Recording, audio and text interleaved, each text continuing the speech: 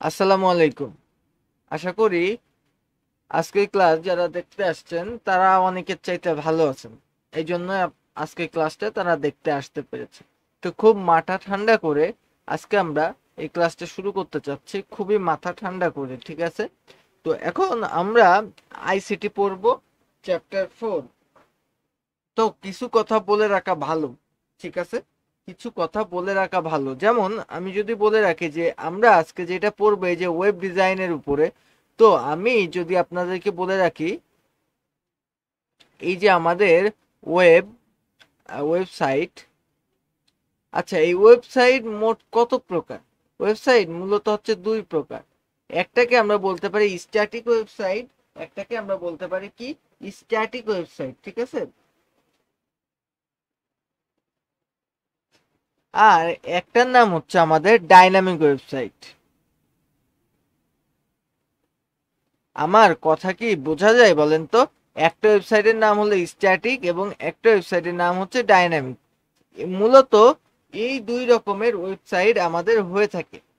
এখন আমার কথা হচ্ছে এই স্ট্যাটিক ওয়েবসাইটটা কি জিনিস আর ডাইনামিক ওয়েবসাইটটা কি জিনিস। তো স্ট্যাটিকের কথা যদি আমি আলোচনা করি, স্ট্যাটিক, আচ্ছা স্ট্যাটিক মানে যে জিনিসকে বোঝাচ্ছে সেটা হচ্ছে, আমি যদি আপনাদেরকে বলি এর কন্টেন্ট গুলো নির্দিষ্ট। অর্থাৎ আমি আপনাদেরকে যদি একটা উদাহরণ দিয়ে থাকি যে আমরা ফেসবুক ব্যবহার করি সবাই, এই ফেসবুকে দেখেন আমরা ইচ্ছা মতন কমেন্ট করছি, ইচ্ছা মতন লাইক করছি। এইটা কি একদম লাইফ টাইম চেঞ্জ হয়ে যাচ্ছে, তাই না? একদম সাথে সাথে আমাদের ওয়েবসাইটটা আমরা চেঞ্জ করার ক্ষমতা রাখছি। তো এই যে ব্যাপারটা, এই যে সাথে সাথে যে চেঞ্জ করতে আমরা পাচ্ছি, এইটাকেই বলা হয় ডাইনামিক ওয়েবসাইট। আর যে ওয়েবসাইটটা স্টিল মানে যেইটা দিয়ে দেওয়া হয়েছে সেটাকে আপনি কোনোভাবে চেঞ্জ করতে পারবেন না, সেটা হচ্ছে স্ট্যাটিক ওয়েবসাইট। যেমন স্কুল কলেজের স্কুল কলেজ স্কুল কলেজের অনেক ওয়েবসাইট দেখবেন যে শুধুমাত্র নোটিশ প্রকাশ করে, ঠিক আছে? আপনি ইচ্ছা করলেই কোনো কিছু কমেন্ট করতে পারবেন না, সেখানে আপনি ইচ্ছা করলে কোনো কিছু পরিবর্তন করতে পারবেন না।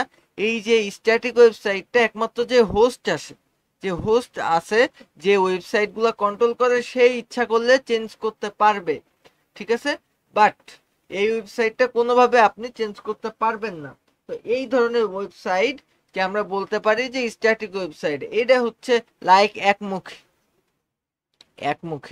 ঠিক আছে? এটা হচ্ছে লাইক একমুখী, আমার কথা কি বোঝা গেছে? আর এই যে ডাইনামিক, এটা হচ্ছে মনে করেন বহুমুখীও আমরা বলতে পারি। এখন এই স্ট্যাটিক ওয়েবসাইটের সুবিধা কি এবং অসুবিধা কি আমরা যদি একটু কথা বলি, ঠিক আছে? এখন স্ট্যাটিক ওয়েবসাইটে এই যে আমাদের স্ট্যাটিক ওয়েবসাইটের যে নিরাপত্তা, এটা একটা কি থাকে বলেন তো? স্ট্যাটিক ওয়েবসাইটের নিরাপত্তা নিয়ে নিশ্চিত থাকা যায়, এটা হচ্ছে একটা সুবিধা। নিরাপত্তা নিশ্চিত থাকে। আচ্ছা, এবং 2 নম্বর সুবিধাটা যদি আমি আপনাদেরকে বলি, তাহলে যেহেতু এতে কোনো ওই ডেটাবেজের সংযোগ থাকে না, তাই এটা দ্রুত লোড হয়, ঠিক আছে? এবং এতে জায়গাও কম লাগে। আচ্ছা, এর হোস্টিং খরচ কম, এর হোস্টিং খরচ কম, হোস্টিং খরচ কম। আচ্ছা, আর কি সুবিধা আছে বলেন তো? 4 নম্বরে এর আরো কিছু সুবিধা থাকতে পারে, সেটা হচ্ছে সহজে সার্চ ইঞ্জিন এবং সার্চ ইঞ্জিন অপটিমাইজেশন পরিচালনা করা যায় এখানে, ঠিক আছে? সহজে সার্চ ইঞ্জিন এবং সার্চ ইঞ্জিন অপটিমাইজেশন পরিচালনা করা যায়, এটা হচ্ছে এর একটা সুবিধা। এখন এই যে স্ট্যাটিক ওয়েবসাইটের যেমন সুবিধা আছে, কিছু অসুবিধাও আছে। এখন এই যে অসুবিধাগুলো কি কি স্ট্যাটিক ওয়েবসাইটের অসুবিধা? আচ্ছা, যেহেতু কন্টেন্ট কোডিং করে দেওয়া হয়, ঠিক আছে? আমরা কিন্তু স্ট্যাটিক ওয়েবসাইটই বানাবো এই যে এইচটিএমএল দিয়ে। যেহেতু এই এইচটিএমএল এর আমরা যে স্ট্যাটিক ওয়েবসাইটগুলো বানাবো, সেগুলা যেহেতু কোডিং করে বানানো হয়, তাই কি হবে বলতো? কন্টেন্ট পরিবর্তন করতে সময় বেশি লাগে। এর একটা অসুবিধা। আর অসুবিধা কি হতে পারে বলেন তো? আর অসুবিধা হতে পারে যে এখানে সবকিছু ম্যানুয়ালি করতে হয়। সবকিছু কি করতে হয়? ম্যানুয়ালি। ম্যানুয়ালি যেহেতু ম্যানুয়ালি করতে হয় সেহেতু কষ্ট বেশি হবে। আচ্ছা, এর আরো একটা অসুবিধা যদি আমি বলি, যে আপনি যে ব্যবহার করছেন, মানে আমি যে ব্যবহার করব ওয়েবসাইটটা, আমার দিক থেকে কোনো ইনপুট দেওয়া যাবে না। তার মানে ব্যবহারকারী কোনো ইনপুট দিতে পারবে না। ব্যবহারকারী ইনপুট দিতে পারবে না।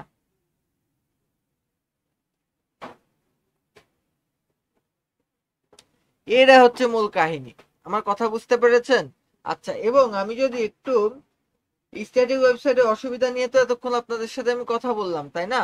এখন যদি আমি বলি যে ডাইনামিক ওয়েবসাইটের সুবিধা অসুবিধা কি কি, আমি যদি একটু আপনাদেরকে বলে দিই যে ডাইনামিক ওয়েবসাইটের সুবিধা এবং অসুবিধা কি কি, আমি আপনাদেরকে বলে দিই। যে ডাইনামিক যে ওয়েবসাইট গুলো আছে সেইগুলার কন্টেন্ট পরিবর্তন হতে পারে, এটা হচ্ছে সুবিধা। ডাইনামিকের সুবিধা কি কি? এই যে কন্টেন্ট পরিবর্তন করা সহজ, কন্টেন্ট পরিবর্তন হতে পারে, ঠিক আছে? কন্টেন্ট পরিবর্তন হতে পারে ব্যবহারকারীর চাহিদা অনুযায়ী। কন্টেন্ট ব্যবহারকারীর চাহিদা অনুযায়ী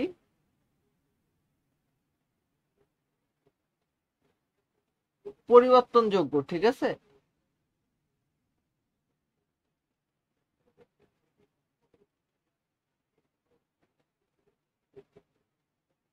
আচ্ছা, আমি তো সে যৌগ লিখে ফেলেছি। যোগ্য হবে, ঠিক আছে? পরিবর্তন করা যায়, এক কথায় করা যায়, লিখে করা যায়। আচ্ছা, আর কি করা যায় একটু যদি আমি বলি যে, আচ্ছা, নির্ধারিত ব্যবহারকারীর জন্য নির্ধারিত পেজ দেখার ব্যবস্থা করা যায়। মানে মনে করেন যে নির্ধারিত, মনে করেন যে আমি ফেসবুক চালাই, আমার জন্য একটা নির্ধারিত পেজ আছে না, আমার হোম পেজ। আমার হোম পেজ, তো আপনার মতন যারা যারা ফেসবুক চালায় প্রত্যেকের একটা করে হোম পেজ আছে না, তো প্রত্যেকের জন্য নির্ধারিত একটা করে পেজ করা যায়। কোন জায়গায় বলেন তো? এই আমাদের ডাইনামিক ওয়েবসাইটে। আমার কথা কি বুঝতে পেরেছেন? আচ্ছা, এবং একই সাথে সাথে আমরা এই যে চ্যাটিং করে থাকি না, তার মানে কি আমাদের ব্যবহারকারীর কাছ থেকে আমরা ইনপুট নিতে পারি। ব্যবহারকারী ইনপুট করতে পারে, ব্যবহারকারী কি করতে পারে বলেন তো? ইনপুট দিতে পারে, ইনপুট করতে পারে। তো এইটা কিন্তু একটা ডাইনামিক ওয়েবসাইটের সুবিধা বলতে পারেন। এবং একই সাথে আমি যদি বলি ডাইনামিক ওয়েবসাইটের অসুবিধা কি কি, ডাইনামিক ওয়েবসাইটের অসুবিধা, অসুবিধা অসুবিধা হচ্ছে লোড নিতে দেরি হয়, ঠিক আছে? লোড দেরিতে নেই। আচ্ছা, আর কি কি হয় আমি যদি একটু বলি? লোড নিতে দেরিতে হয়। এর পরবর্তীতে আরো কিছু কিছু জিনিস হয়, সেটা হচ্ছে, আচ্ছা, উন্নয়নের, এই যে আমাদের আপডেট করতে, ঠিক আছে? আপডেট, এটা হচ্ছে জটিল প্রক্রিয়া, জটিল প্রক্রিয়া, ঠিক আছে? এইটা একটা অসুবিধা আমরা বলতে পারি, ঠিক আছে? আচ্ছা, এখন আমি চলে যাব ডিরেক্ট এখানে। আর তেমন কিছু বলার নাই আমার এখন। আমি ওয়েবসাইটের কাঠামো কি সেই কথা আমি আপনাদেরকে এখন বলবো, যে ওয়েবসাইটে কয়েকটা কাঠামো আমি আগের থেকে আপনাদেরকে বলে রাখবো। ওয়েবসাইটের কাঠামো, আচ্ছা, ওয়েবসাইটের কাঠামো মানে কি বলেন তো? ওয়েবসাইটের এক একটা ওয়েবসাইটে এক একটা নির্দিষ্ট গঠন আছে, ঠিক আছে? এই গঠনগুলাই হচ্ছে তার কাঠামো। আমি যদি বুঝাতে পারি তাহলে এই যে ওয়েবসাইটের যে কাঠামো, ওয়েবসাইটের কাঠামো, ঠিক আছে? এই ওয়েবসাইটের কাঠামো মূলত কত প্রকার আপনি কি বলতে পারেন? আমি বলছি, ওয়েবসাইটের কাঠামো মূলত 1 2 3 4 প্রকার। কয় প্রকার? 1 2 3 4 প্রকার। আমার কথা কি বুঝতে পেরেছেন? 1 নম্বর প্রকারে আমরা বলতে পারি যে ট্রি, ট্রি বা বা কি বলেন তো, হায়ারার্কি, হায়ারার্কিক্যাল কাঠামো, ঠিক আছে? ট্রি বা হায়ারার্কিক্যাল কাঠামো, ট্রি বা হায়ারার্কি। তো ট্রি লিখে দিলাম আমি। এবং 2 নম্বরটা আমি যদি আপনাদেরকে বলতে চাই, তাহলে আমি বলতে পারি যে ওয়েব লিঙ্ক। কি? ওয়েব লিঙ্ক, ওয়েব লিঙ্ক কাঠামো। এবং 3 নম্বরটা যদি আমি আপনাদেরকে বলি, তাহলে সেটাকে বলতে পারি আমি সিকুয়েন্সাল, সিকুয়েন্স। ঠিক আছে, সিকুয়েন্স,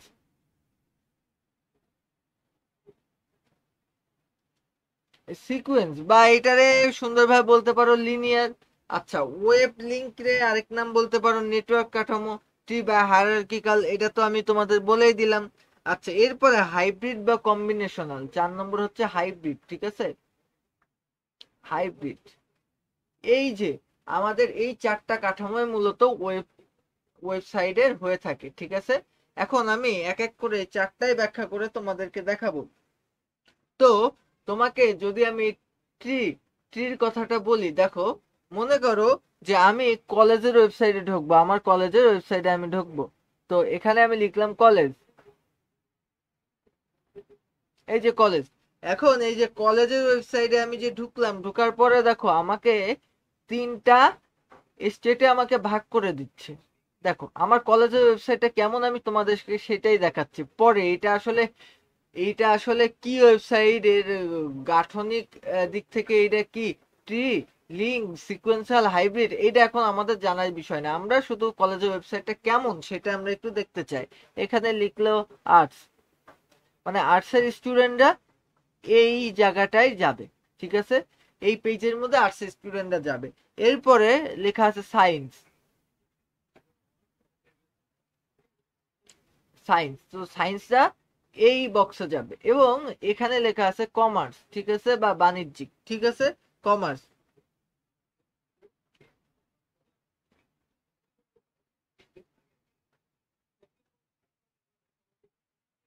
কমার্স। তো এখন আমার কথা দেখেন, আমার কথাটা দেখেন, যে আর্টস, সায়েন্স, কমার্স। তো এই যে 3টা, আমি এবার দেখেন, আমি যদি আর্টসের মধ্যে যাই তাহলে আমি লেখা দেখতে পাবো, আর্টসের মধ্যে যদি ঢুকি তাহলে আমি লেখা দেখতে পাবো বাংলা, ইংলিশ। এবং আমি যদি সায়েন্সের মধ্যে ঢুকি তাহলে আমি লেখা দেখতে পাবো ফিজিক্স আর ম্যাথ,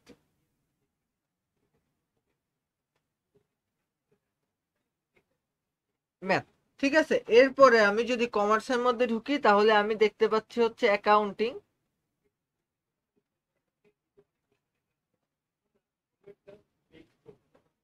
অ্যাকাউন্টিং, আর তার সাথে আমি দেখতে পাচ্ছি হচ্ছে মার্কেটিং,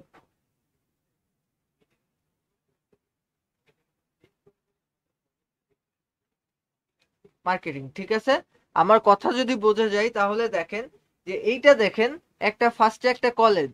ঠিক আছে, ফার্স্টে দেখেন একটা কলেজ, কলেজ, তারপরে দেখেন একটা শাখায় ভাগ হয়ে গেল, এইটা একটা শাখায় ভাগ হয়ে গেল, এইটা একটা শাখায় ভাগ হয়ে গেল, তারপরে দেখেন এইটা একটা শাখায় ভাগ হলো, এইটা একটা, এইটা একটা, এইটা একটা, এইটা একটা এবং এইটা একটা। দেখেন তো আমি কি বললাম, এই যে আমাদের কলেজ হওয়ার পরে, আমি কলেজের মধ্যে ঢোকার পরে দেখেন এখানে 3টে শাখা চলে আসলো। 3টে শাখার পরে প্রত্যেকটা শাখা থেকে আবার 2টা করে ডালপালা গজাচ্ছে। আপনি কি বুঝতে পারছেন বিষয়টা কি? এটা কিন্তু একটা গাছের মতন যাচ্ছে। তো এই যে এই ধরনের কাঠামোকে আমরা বলতে পারি যে ট্রি স্ট্রাকচার। কি বলতে পারি বলেন তো? Tree structure. আমার কথা কি বোঝা গেছে? এই ধরনের কাঠামোকে আমরা বলতে পারি ট্রি স্ট্রাকচার। আমার কথা বোঝা গেছে, তাই না?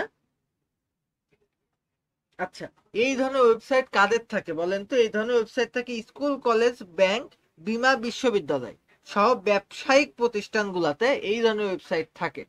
কি কি বললাম? স্কুল, কলেজ, ব্যাংক, এরপরে আর কি বললাম? এরপরে আমি বললাম যে বিভিন্ন ব্যবসায়িক প্রতিষ্ঠান, প্রতিষ্ঠান। ঠিক আছে, এই প্রতিষ্ঠানগুলোতে কি থাকে? এই স্ট্রাকচার থাকে। আমি একটু কালার চেঞ্জ করে নিই। আচ্ছা, তো আমার কথা কি বোঝা গেছে বলেন তো? আচ্ছা, এরপরে আমি যদি আসি, ও আরো কিছু কিছু আমি ব্যাপারটা আমি একটু বলি, যে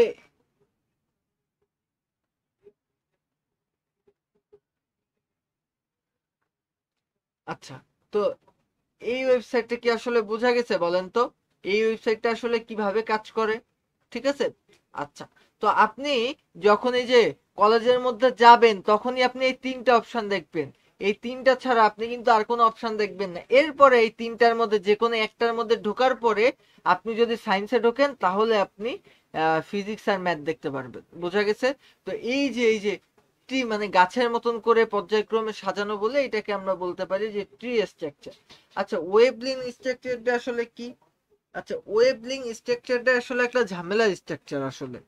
কারণ কি, আমি যদি বলি ওয়েবলিং স্ট্রাকচারটা কি, এই যে একটা পেজের সাথে, ঠিক আছে, মনে করেন এই একটা পেজ, এই একটা পেজ, এই একটা পেজ, মনে করেন এই একটা পেজের সাথে এই পেজের সাথে জড়িত, এই পেজ আবার এই পেজের সাথে জড়িত, আবার এই পেজ এই পেজের সাথে জড়িত, এই পেজ আবার এই পেজের সাথে জড়িত।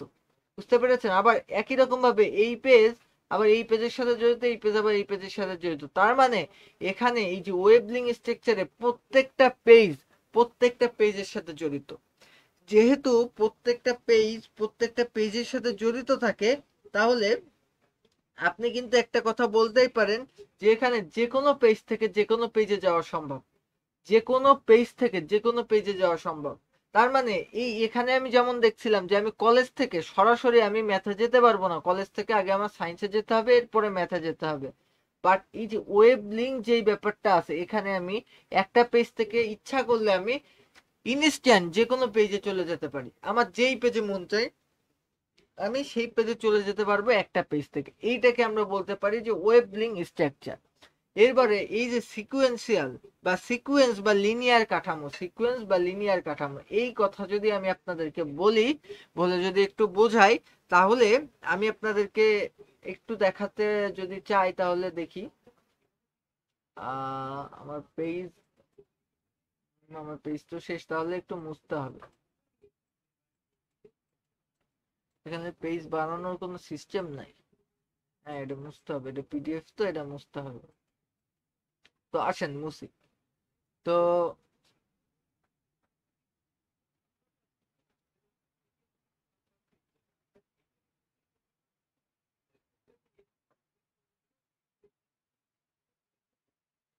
মুছতেও সময় লাগে, খুব ঝামেলা। আচ্ছা, তো এখন আমি বলি, আপনারা শোনেন, এটা আমি মুছতে লাগি, বলি আপনারা শুনতে থাকেন। দেখেন, আমি যদি বলি, আচ্ছা, এরপরে আমি আপনাদেরকে বললাম যে লিনিয়ার যে কাঠামোটা আছে, লিনিয়ার কাঠামো, ঠিক আছে। এখন লিনিয়ার কাঠামো মোটামুটি আমি যদি বলি যে লিনিয়ার কাঠামোটা মোটামুটি একটা সরল একটা কাঠামো। কেন সরল কাঠামো আমি সেটা এখনই ব্যাখ্যা করব আপনাদেরকে। আমি যদি একটু ব্যাখ্যা করি, দেখেন, এই যে মনে করেন এইটা হচ্ছে আমাদের পেজ, ঠিক আছে, এটা আমাদের মেইন পেজ, এই যে মেইন পেজ। এখন এইখানে আমার আরেকটা পেজ আছে, সেটা হচ্ছে পেজ নাম্বার 1, ঠিক আছে। এখানে আছে আমার পেজ নাম্বার 2, দেখেন এখানে আছে হচ্ছে আমার পেজ নাম্বার 2, এইখানে আছে মনে করেন আমার পেজ নাম্বার 3। তো আবার দেখেন এইভাবে আমি টিক চিহ্ন দিয়ে দিই। তো এখানে আপনি দুইটা জিনিস পাবেন, এখানে লেখা থাকবে হচ্ছে নেক্সট, আর এইখানে লেখা থাকবে হচ্ছে প্রিভিয়াস। মানে আমি যদি ব্যাপারটা বলি, আপনি মেইন পেজ থেকে 1 নম্বর পেজে যেতে পারবেন, আপনি মেইন পেজ থেকে লাফ দিয়ে 2 নম্বর পেজে যেতে পারবেন না, আপনার আগে 1 নম্বর পেজে যেতে হবে। তার মানে এটা হচ্ছে বইয়ের মতন, বইয়ের পাতার মতন, ঠিক আছে, পাতার মতন, ঠিক আছে। মানে একটা থেকে আপনি একটাই যেতে পারবেন, তারপরে সেটা থেকে আরেকটায় যেতে পারবেন, তারপরে ওইটা থেকে আরেকটায় যেতে পারবেন, মানে সিকুয়েন্সিয়াল যাবেন, বা লিনিয়ার কাঠামো বলা হয় এই কারণে এটাকে। আচ্ছা, এবার আমি যদি বলি যে হাইব্রিড কাঠামোটা আসলে কি, হাইব্রিড কাঠামো হচ্ছে এতক্ষণ আমরা যেটা বললাম যে নেটওয়ার্ক দিয়ে, এরপরে সিকুয়েন্স সিকুয়েন্স বা লিনিয়ার কাঠামো দিয়ে, এরপরে ট্রি দিয়ে, এই তিনটার মিশ্রণে আমাদের যেটা তৈরি হবে তাকে আমরা বলতে পারি যে সেটা হাইব্রিড কাঠামো। যেমন আমি যদি আপনাদেরকে বলি, এই দেখেন এখানে আমি একটা হোম লিখলাম, এই যে আমাদের ওয়েবসাইটের একটা হোম। তো এখন এই যে হোম লিখলাম, লেখার পরে এখান থেকে দেখেন আমি ট্রি স্ট্রাকচারের মতন করে এখানে আমি দুইটা পেজ দিলাম। বুঝতে পারছেন? এখানে আমি দুইটা পেজ দিলাম, এখানে হচ্ছে পেজ নাম্বার 1, এটা হচ্ছে পেজ নাম্বার 2। তো এই যে আমি দুইটা পেজ দিলাম, পেজ দেওয়ার পরে এবার দেখেন এখান থেকে আমি এই ট্রির মতন এখানে আরো একটা পেজ দিচ্ছি, এটা হচ্ছে পেজ নম্বর 3, এটা হচ্ছে পেজ নম্বর 3, ঠিক আছে। আচ্ছা, এবার দেখেন এই জায়গায় দেখেন কি হচ্ছে, এই দেখেন পেজ নম্বর 4, ভালো করে দেখেন এখানে কি হলো। এরপরে এখানে আমি দিচ্ছি হচ্ছে পেজ নম্বর 5। আচ্ছা, এবার এই জিনিসটা দেখেন যে এখান থেকে দেখেন কি হয়। তো দেখেন এই জায়গাটায় আপনি খুঁজলে একই সাথে সবগুলো স্ট্রাকচার পেয়ে যাবেন, ট্রি, লিনিয়ার, তারপরে ট্রি আছে, লিনিয়ার আছে, এরপরে আপনি এখানে খুঁজলে হাইব্রিড স্ট্রাকচারটাও পেয়ে যাবেন। তো একই সাথে এই যে হাইব্রিড কেন বলছি, আপনি নেটওয়ার্ক স্ট্রাকচারও এতে পেয়ে যাবেন। তো এখানে দেখেন ট্রি আছে, এই এখানে দেখেন নেটওয়ার্ক আছে, এখানে দেখেন হচ্ছে আপনার লিনিয়ার আছে, তার মানে আপনি সবগুলো স্ট্রাকচার একটার মধ্যে পেয়ে যাচ্ছেন, যার কারণে এটাকে আমরা বলতে পারি যে হাইব্রিড। হাইব্রিড, আমার কথা বুঝতে পেরেছেন এটাকে আমরা কেন হাইব্রিড বলছি? তো এইটা ছিল মূলত কথাবার্তা আমাদের ওয়েবসাইট নিয়ে, হচ্ছে নরমালি কথাবার্তা, ঠিক আছে। ওয়েবসাইট নিয়ে নরমাল কথাবার্তা যেটা ছিল সেটা। এখন আমরা ডিরেক্ট প্রশ্ন সলভে চলে যাব। কি ধরনের প্রশ্ন সলভে যাব আমি বলি। প্রশ্ন সলভ মানে আমরা তো এটা ওয়ান শট সিকিউ ক্লাস করছি, যেহেতু এটা ওয়ান শট সিকিউ ক্লাস করছে সেহেতু আমি প্রথমে কিছু বেসিক পড়ায় নিলাম, এবার আমি ডিরেক্ট চলে যাব হচ্ছে আস্তে আস্তে কিসে বলেন তো, প্রশ্ন সলভে, ডাইরেক্ট প্রশ্ন সলভে এবার চলে যাব। তো দেখেন দেখেন আমাদেরকে কি করতে হবে। ফার্স্টে দেখেন আমাদেরকে এই যে আইপি অ্যাড্রেসটা আসলে কি বলেন তো, আইপি অ্যাড্রেসটা আসলে কি। আচ্ছা, প্রত্যেকটা ওয়েবসাইটের একটা নির্দিষ্ট একটা ঠিকানা থাকে, যে এটা কোডের মাধ্যমে চিহ্নিত করা থাকে, ওইটাই হচ্ছে আমাদের আইপি অ্যাড্রেস। বোঝা গেছে আইপি অ্যাড্রেস যে আসলে কি, ওইটাই হচ্ছে আমাদের আইপি অ্যাড্রেস। আচ্ছা, এখন আমি যদি আপনাদেরকে একটু দেখাই, তাহলে দেখেন যে এই যে প্রতিটি কম্পিউটার যে পৃথক পৃথক ঠিকানায় থাকে সেটাই হচ্ছে আমাদের আইপি অ্যাড্রেস। এখন এরপরে আসেন, এখানে বলেছে যে উদ্দীপকে 1 নং ওয়েবসাইট কাঠামোটি ব্যাখ্যা করো, উদ্দীপকের 1 নং ওয়েবসাইটটি ব্যাখ্যা করো। এখন 1 নম্বর ওয়েবসাইট কোনটা? দেখো 1 নম্বর ওয়েবসাইট হচ্ছে এইটা, ভালো করে দেখেন 1 নম্বর ওয়েবসাইট হয়, এই ঠিক ঠিক ঠিক ঠিক হচ্ছে, এই ঠিক হয়ে গেছে। আচ্ছা, বলেছে 1 নম্বর ওয়েবসাইট, ভালো করে দেখেন এইটা কিন্তু একটু আগে আমি দেখাই আসছি, এটা কি বলেন তো, এটা কিন্তু অবশ্যই একটা লিনিয়ার, লিনিয়ার বা সিকোয়েন্স ওয়েবসাইট, বুঝা গেছে, এটা কিন্তু অবশ্যই একটা লিনিয়ার, তাই তো। এখন এই যে লিনিয়ার জিনিসটা কি সেটা অবশ্যই আপনার ব্যাখ্যা করতে পারবেন, ঠিক আছে। এই যে লিনিয়ার ওয়েবসাইট, এটা কিন্তু আমরা প্রথম দেখাই দেখতে পাচ্ছি যে এটা একটা লিনিয়ার ওয়েবসাইট, আর এই লিনিয়ার ওয়েবসাইটে কি কিভাবে কাজ করে এটা কিন্তু আমি প্রথমে বলে আসছি আপনাদেরকে, ঠিক আছে। এখন এই যে 2 নম্বর ওয়েব পেজের প্রদর্শনের জন্য এইচটিএমএল কোড সমূহ লেখো, খুব ভালো ব্যাপার, খুবই সুন্দর ব্যাপার। দেখেন 2 নম্বর ওয়েবসাইটটা প্রদর্শনের জন্য আমাদের কোডটা লিখতে হবে। তো এখন আমরা শুরু করি, দেখেন শুরু করি, আসেন।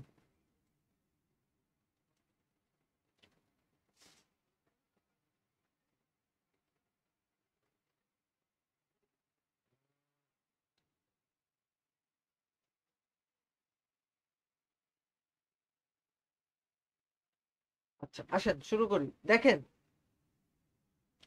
আমাদের লিখতে হবে কোড, তাই তো। তো আসেন তার আগে আমরা দেখে নিই যে কোন কোডের জন্য কি হয়, আমরা যদি সেটা আসলে দেখতে চাই তাহলে দেখেন এখানে আমাদের বলেছে বাংলাদেশ, ভালো করে বোঝেন। এই যে এইটাকে আমি যদি 4টা ঘর হিসেবে চিহ্নিত করি, ভালো করে দেখেন এইখানে আছে 2টা, কোথায় গেল, এইখানে দেখেন আছে 2টা, আর এইখানে আছে দেখেন 2টা, ঠিক আছে, এইখানে আছে দেখেন 2টা। বাট ভালো করে বোঝেন এই 2টা থাকা সত্ত্বেও এখানে তো 2টা আছে, আমরা বুঝতে পারছি যে এখানে 2টা আছে। আয় হায়, মুছে না কেন,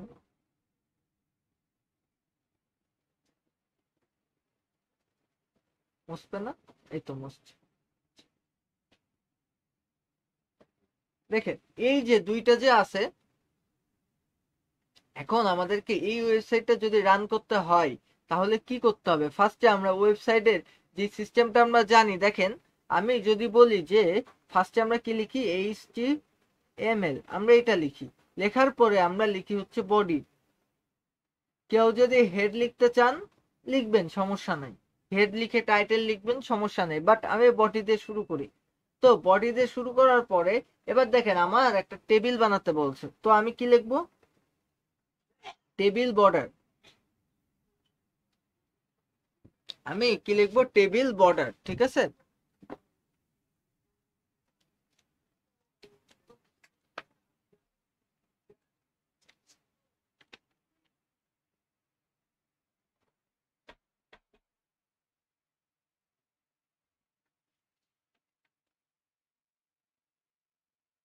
আচ্ছা সরি সরি, আচ্ছা দেখেন আমি লিখবো হচ্ছে টেবিল বর্ডার, BORDER, দেখো BORDER, এই যে আমি বর্ডার লিখলাম ইকুয়াল টু, দেখেন এখানে আমি 1 দিব। আচ্ছা এটা কেন 1 দিলাম, এটা যদি আমি আপনাদেরকে একটু ব্যাখ্যা করতে চাই, এখানে 1 না দিলে কি হতো, আচ্ছা আমি যখন এর ওয়েবসাইটে রান করব, এই একটাই আমি রান করে দেখাবো আপনাদের, ঠিক আছে, এই একটাই আমি আপনাদেরকে রান করে দেখাবো, তখন আমি আপনাদেরকে বুঝাবো যে 1টা না দিলে আসলে কি হতো।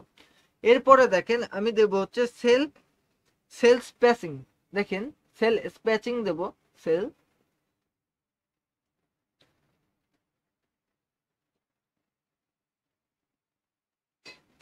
এই সেল স্পেসিংটা কি করে জানেন, এই সেল স্পেসিংটা আমাদের এই যে দাগের মাঝখানে, এই যে দাগের মাঝখানে দূরত্বটা ঠিক করে। তো আমাদের এখানে দেখেন একটা সিঙ্গেল দাগ আছে, সেহেতু সেল স্পেসিং আমরা দেব হচ্ছে 0।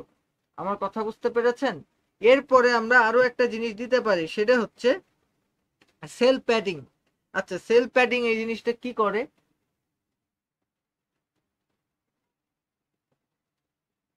এই যে সেল প্যাডিং এই জিনিসটা কি করে জানেন, এই জিনিসটা করে হচ্ছে এই যে এর মধ্যে যে ফাঁকা জায়গাটুকু না, এইগুলা ঠিক করে। তো সেল প্যাডিং আমি দেব হচ্ছে 4, আমি এমনি দিলাম 4।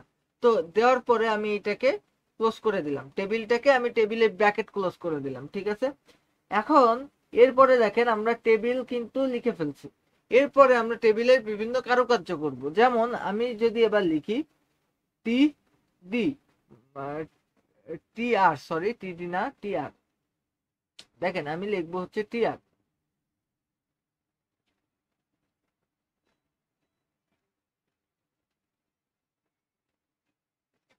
আচ্ছা তো আমি এখানে লিখবো হচ্ছে TR। TR মানে কি বলেন তো, TR মানে হচ্ছে table, table row, table row, row মানে কি বলেন তো, রো মানে হচ্ছে সারি, ঠিক আছে। আচ্ছা রো মানে হচ্ছে সারি, তার মানে আমি এই সারি বরাবর যাব, ঠিক আছে, এই যে সারি বরাবর যাব, এই দেখেন এই সারি বরাবর যাব। তো এই সারি বরাবর যদি আমার যেতে হয় তাহলে দেখেন এই যে আমাদের টেবিল রো দিলাম, টেবিল রো দেওয়ার পরে এরপরে দেখেন সারি দিছি, তো এবার আমি ডাটা ইনপুট দেব, দেখেন এবার আমরা টিএইচ দিচ্ছি। টিএইচ কেন দিলাম বলেন তো, আমরা হেড হেড ইনপুট দিচ্ছি, এই দেখেন আমি বাংলাদেশকে আমি হেড বলছি, তো আমি হেড ইনপুট দেব, এই যার কারণে আমি টিএইচ দিলাম। এবার দেখেন টিএইচ এর পরে আমি বলতে পারি যে এখানে এই যে টিএইচটা আমি দিলাম, তো টিএইচটা আমি যে দিলাম, এখন আমি এখানে একটা কথা বলতে পারি, কি বলেন তো, এই জায়গায় আপনি একটু যদি লক্ষ্য করেন ভালোভাবে, ভালোভাবে যদি আপনি লক্ষ্য করেন তাহলে আপনি দেখতে পারবেন যে এখানে এই যে বাংলাদেশ যে লেখা আছে, এখানে দেখেন চারটা চারটা কি ছিল বলেন তো, চারটা সারি ছিল, তাই না। এই দেখেন চারটা সারি ছিল, একটা দুটো তিনটে চারটা, এই চারটা সারি মিলে কি হয়েছে বলেন তো, একটা বাংলাদেশ লেখা হয়েছে, চারটা সারি মিলে একটা বাংলাদেশ লেখা হয়েছে। আমার কথা বুঝতে পেরেছেন, চারটা সারি মিলে একটা বাংলাদেশ লেখা হয়েছে, এখানে একটা সারি ছিল, এখানে একটা সারি ছিল। আচ্ছা তো যেহেতু চারটা সারি মিলে একটা বাংলাদেশ লেখা হয়েছে, তাহলে আমরা এখানে কি লিখতে পারি বলেন তো, সারিকে আমরা কি বলতে পারি বলেন, সরি এখানে তো চারটা সারি না, আমি তো ভুল বললাম, এখানে দেখেন চারটা কলাম মিলে, চারটা কলাম মিলে একটা বাংলাদেশ লেখা হয়েছে, চারটা কলাম মিলে, এই দেখেন এই এই বরাবর একটা কলাম ছিল, এই বরাবর একটা কলাম ছিল, এই বরাবর একটা কলাম ছিল এবং এই বরাবর একটা কলাম ছিল, তো চারটা কলাম মিলে একটা বাংলাদেশ লেখা হয়েছে। তো আমি এখানে লিখবো হচ্ছে কলাম, যেহেতু 4টা কলাম মিলে একটা বাংলাদেশ লেখা হয়েছে, তাই আমি লিখবো হচ্ছে কল স্প্যান।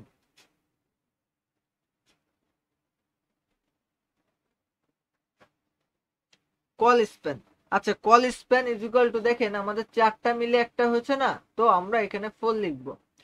4 লেখার পরে দেখেন এটাকে আমরা যে ক্লোজ দিলাম, দেওয়ার পরে এখানে আমাদের কি লেখা আছে, বাংলাদেশ।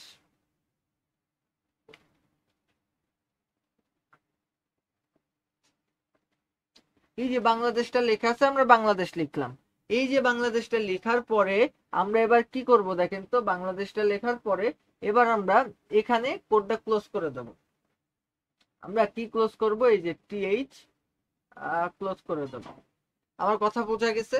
তো এখানে আমরা কি করলাম বলেন তো, এখানে আমরা যেটা করলাম সেটা হচ্ছে এই যে বাংলাদেশকে আমরা 4টা, এই যে আমাদের যে 4টা যেই কলাম ছিল, 4টা কলাম মিলে আমরা একটা বাংলাদেশ লিখলাম। এই এর পরের লাইনে আসেন, এর পরের লাইনে আসেন, দেখেন এর পরের লাইনে কি লেখা আছে। এর পরের লাইনে লেখা আছে, দেখেন এখানে একটা ছবি অ্যাড করা আছে, এখানে একটা ছবি অ্যাড করা আছে, তাই তো? এখানে একটা ছবি অ্যাড করা আছে, দেখেন এখানে একটা ছবি অ্যাড করা আছে। এখন যেহেতু এখানে একটা ছবি অ্যাড করা আছে, সেহেতু আমরা কি করব দেখেন তো, এবার আমরা দেখেন এই যে টিএইচটা আমরা ক্লোজ করলাম না, এবং একই সাথে সাথে আমরা এই যে টিআরটা ওপেন করেছিলাম, এই যে টেবিল টিআরটাও আমরা ক্লোজ করে দেব। তার মানে আমাদের টেবিল যে রোটা ছিল, প্রথম রোটা আমরা কিন্তু কভার করে দিলাম। এরপরে আমরা দ্বিতীয় রোতে আসবে, দেখেন টিআর, দেখেন আমরা দ্বিতীয় রোতে আসবে। এরপরে কিন্তু টিডি মানে এবার টেবিল ডাটা, নর্মাল ডাটা। এবার দেখেন তো আমার আমার টেবিল ডাটার প্রথম যে ব্যাপারটা আছে সেটা দেখেন, আমার এই ছবিটা কি করেছে বলেন তো, 2টা সারি নিয়েছে, আবার একই সাথে 2টা কলাম নিয়েছে। তাহলে আমি এখানে লিখতে পারি, এখানে আমি কি লিখতে পারি বলেন তো, আমি এখানে লিখতে পারি রো স্প্যান।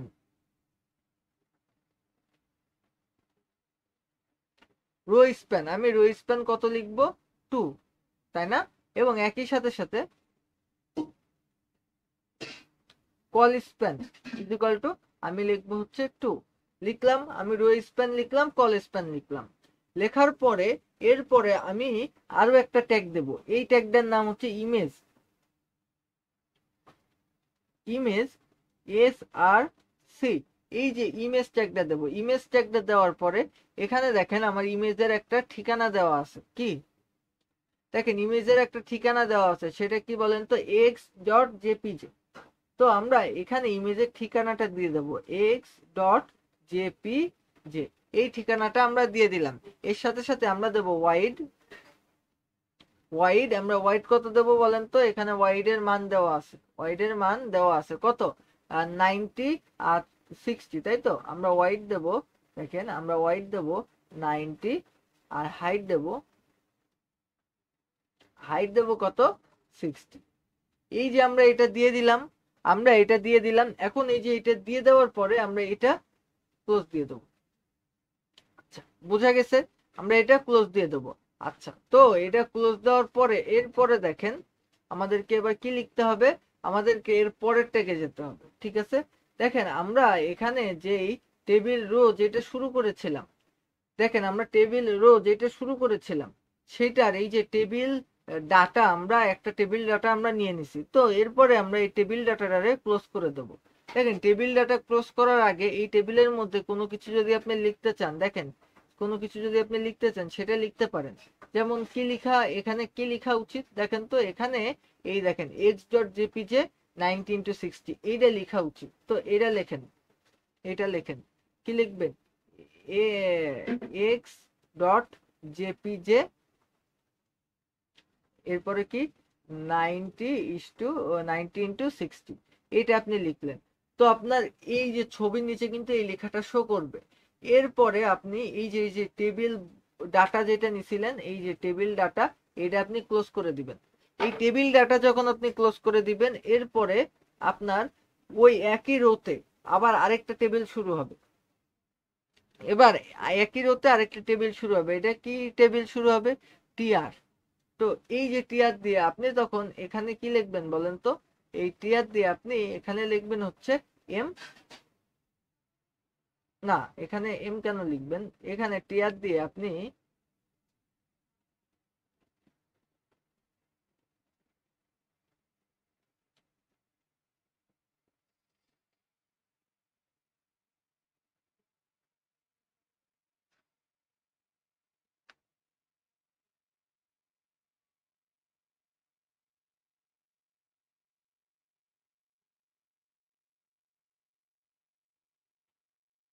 সরি এখানে তো রো আছে তিনটা তাই না, তো আমি দুইটা কেন দিছি, এখানে রো আছে তিনটা, তো আমি এখানে তিনটা দেবো। আচ্ছা রো আছে তিনটা, তো আমি এখানে রো তিনটা দেবো, সরি ভুল হয়ে গেছে। আচ্ছা রো এখানে তিনটা দিতে হবে, রো স্প্যান থ্রি। আচ্ছা তো এবার দেখেন, এবার আমি এখানে যেটা করতে চাই সেটা ভালো করে দেখেন, যে এখানে আমার এক্স ডিভিশন লিখতে হবে। তো এক্স ডিভিশন আমার যদি লিখতে হয়, এবার দেখেন আমি যে এই যে টিআর লিখলাম, টিআর লেখার পরে এবার দেখেন যে এখানে আমি যে টিডি দেব, টিডি দেওয়ার পরে এখানে আমি লিখবো হচ্ছে, দেখেন এখানে কয়টা কলাম আছে ভালো করে দেখেন, এখানে এই একটা কলাম, এই যে একটা কলাম, এই একটা কলাম, ঠিক আছে, এই যে দুইটা কলাম আছে, দুইটা কলাম আছে, দুইটা কলাম মিলে এখানে একটা কলাম তৈরি করেছে, তাই তো, তাহলে আমি এখানে লিখবো কল স্প্যান টু, তাই তো,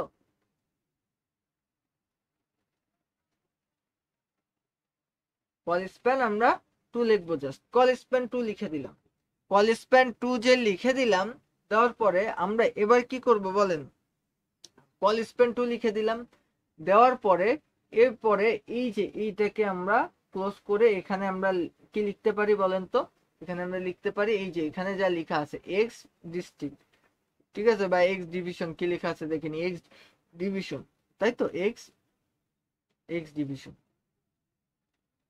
এখানে লিখবো হচ্ছে এক্স ডিভিশন, ডিভিশন লিখে এখানে আমরা এই যে টেবিল ডাটা ক্লোজ করে দিলাম, একই সাথে সাথে আমরা এই যে টেবিল রোটাও ক্লোজ করে দিলাম।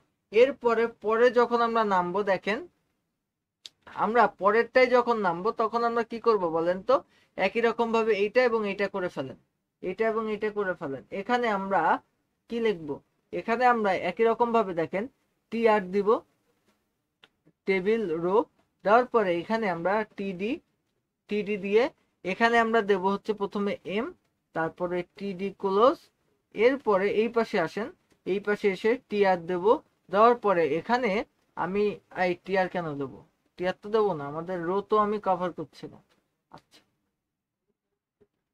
এখানে আমি দেব হচ্ছে টিডি, টিডি দেওয়ার পরে এখানে আমি দেব এস, দিয়ে আমি এখান থেকে টিডি ক্লোজ করে দেব, টিডি ক্লোজ করব, এবং একই সাথে সাথে এই যে টিআরটা আমি এখানে দিয়েছিলাম তখন, এই যে টিআরটাও আমি ক্লোজ করে দেব, আমার কথা কি বুঝতে পেরেছেন, টিআরটাও আমি ক্লোজ করে দেব।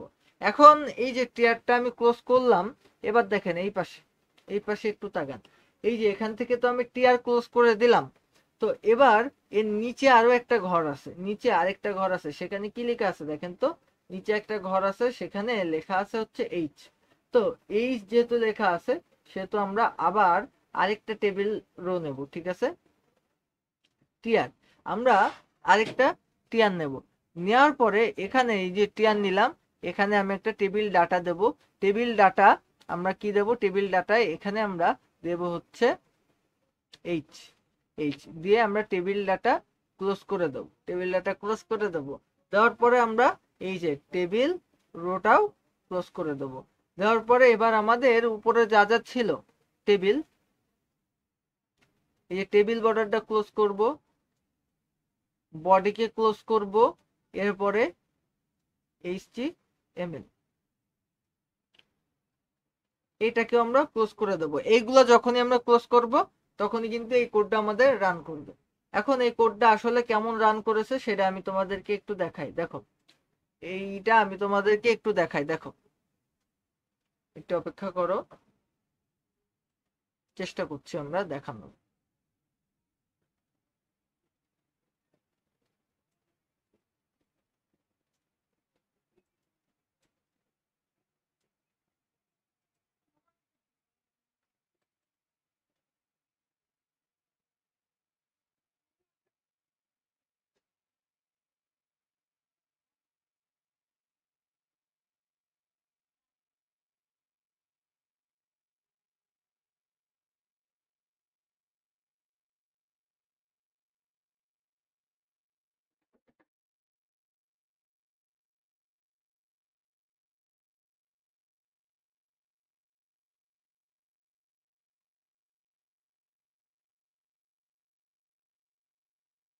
একটু অপেক্ষা করো, আমরা দেখাচ্ছি এই জিনিসটা আসলে কি হবে।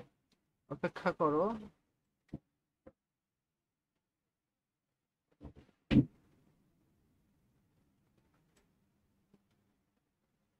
হ্যাঁ, চলে আসছে, অপেক্ষা করো।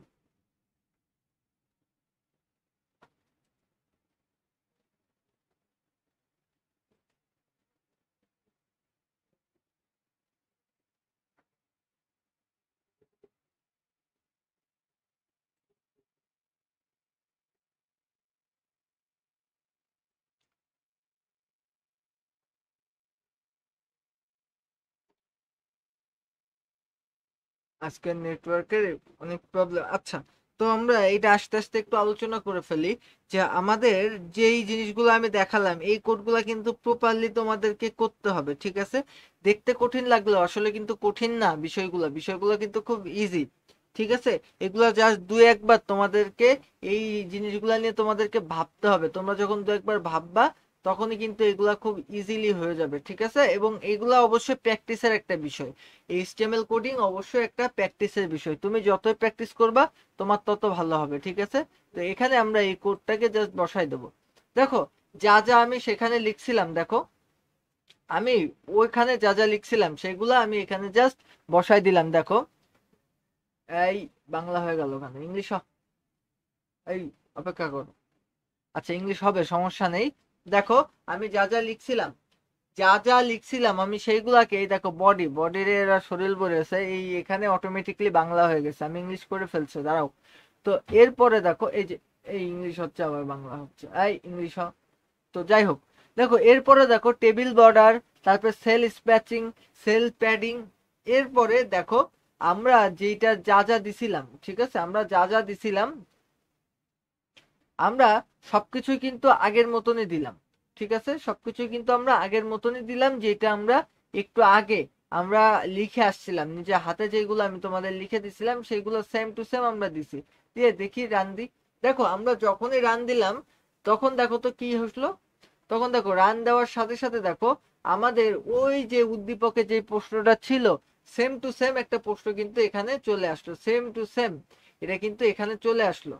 বাট আমার এখানে ঝামেলা হচ্ছে, তো যার কারণে এইটা বাংলাতে আমি ইংলিশ করতে পারছি না এখানে। বাট তোমরা দেখো যে যা যা লেখা ছিল, দেখো এক্স ডিভিশন লেখা ছিল, এক্স বিভাগ চলে আসছে। বাট যা যা লেখা ছিল সেম টু সেম একই রকম আসছে কিনা, সেম টু সেম একই রকম আসছে। আমার কথা কি বোঝা গেছে? সেম টু সেম এটা একই রকম আসছে। তো এইটা তোমাদেরকে লিখতে হবে, তোমাদেরকে এটা লিখলে তোমরা 4-এর মধ্যে 4 পাবো আশা করি। এরপরে দেখো আমরা যদি পরের প্রশ্নটায় আসি, পরের প্রশ্নটায় আসবো আমরা। পরের প্রশ্ন, দেখো পরের প্রশ্নটায় আমাদের একই রকম ভাবে একটা টেবিল দিয়েছে। দেখো একই রকম ভাবে একটা টেবিল দিয়েছে, এই টেবিলটা তো আমরা আলোচনা করবই।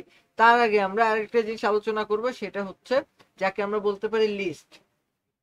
তখন তুমি দেখো যে আমি যদি লিস্টের কথা বলি, লিস্ট, এই লিস্ট দুই প্রকার। কয় প্রকার বলতো? দুই প্রকার। একটা হচ্ছে অর্ডার লিস্ট আর একটা হচ্ছে আনঅর্ডার লিস্ট। এই লিস্ট মূলত দুই প্রকার, কি কি বলতো? একটা হচ্ছে অর্ডার লিস্ট আর একটা কি আনঅর্ডার লিস্ট। তো এই দুইটা লিস্ট নিয়ে কিন্তু আমাদের কাজ করতে হয়, ঠিক আছে? অর্ডার লিস্ট নিয়েও আমাদের কাজ করতে হয়, আমাদের আনঅর্ডার লিস্ট নিয়েও কিন্তু আমাদের কাজ করতে হয়। আমার কথা কি বুঝতে পেরেছো? অর্ডার লিস্ট নিয়েও আমাদের কাজ করতে হয়, আনঅর্ডার লিস্ট নিয়েও আমাদের কাজ করতে হয়। তো এখন তোমাকে যেটা বলেছে, দেখো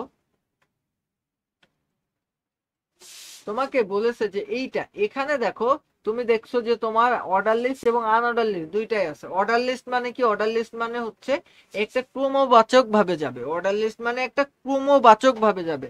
সেটা হতে পারে 1, সেটা হতে পারে 2, সেটা হতে পারে 3, সেটা হতে পারে রোমান সংখ্যা আই, সেটা হতে পারে তোমার এবিসি, মানে যাই হোক না কেন ক্রমবাচক ভাবে যাবে। আমার কথা কি বুঝতে পেরেছো? সেটা ক্রমবাচক ভাবে যেতে হবে। তো এইটা যদি আমার কথা হয়, এটা যদি আমাদের একমাত্র কথা হয়, তাহলে আমরা একটা কাজ করে ফেলি। আমরা এই যে লিস্টে আমরা দেখছি না, এখানে আমরা একটা লিস্ট দেখছি, তাই তো?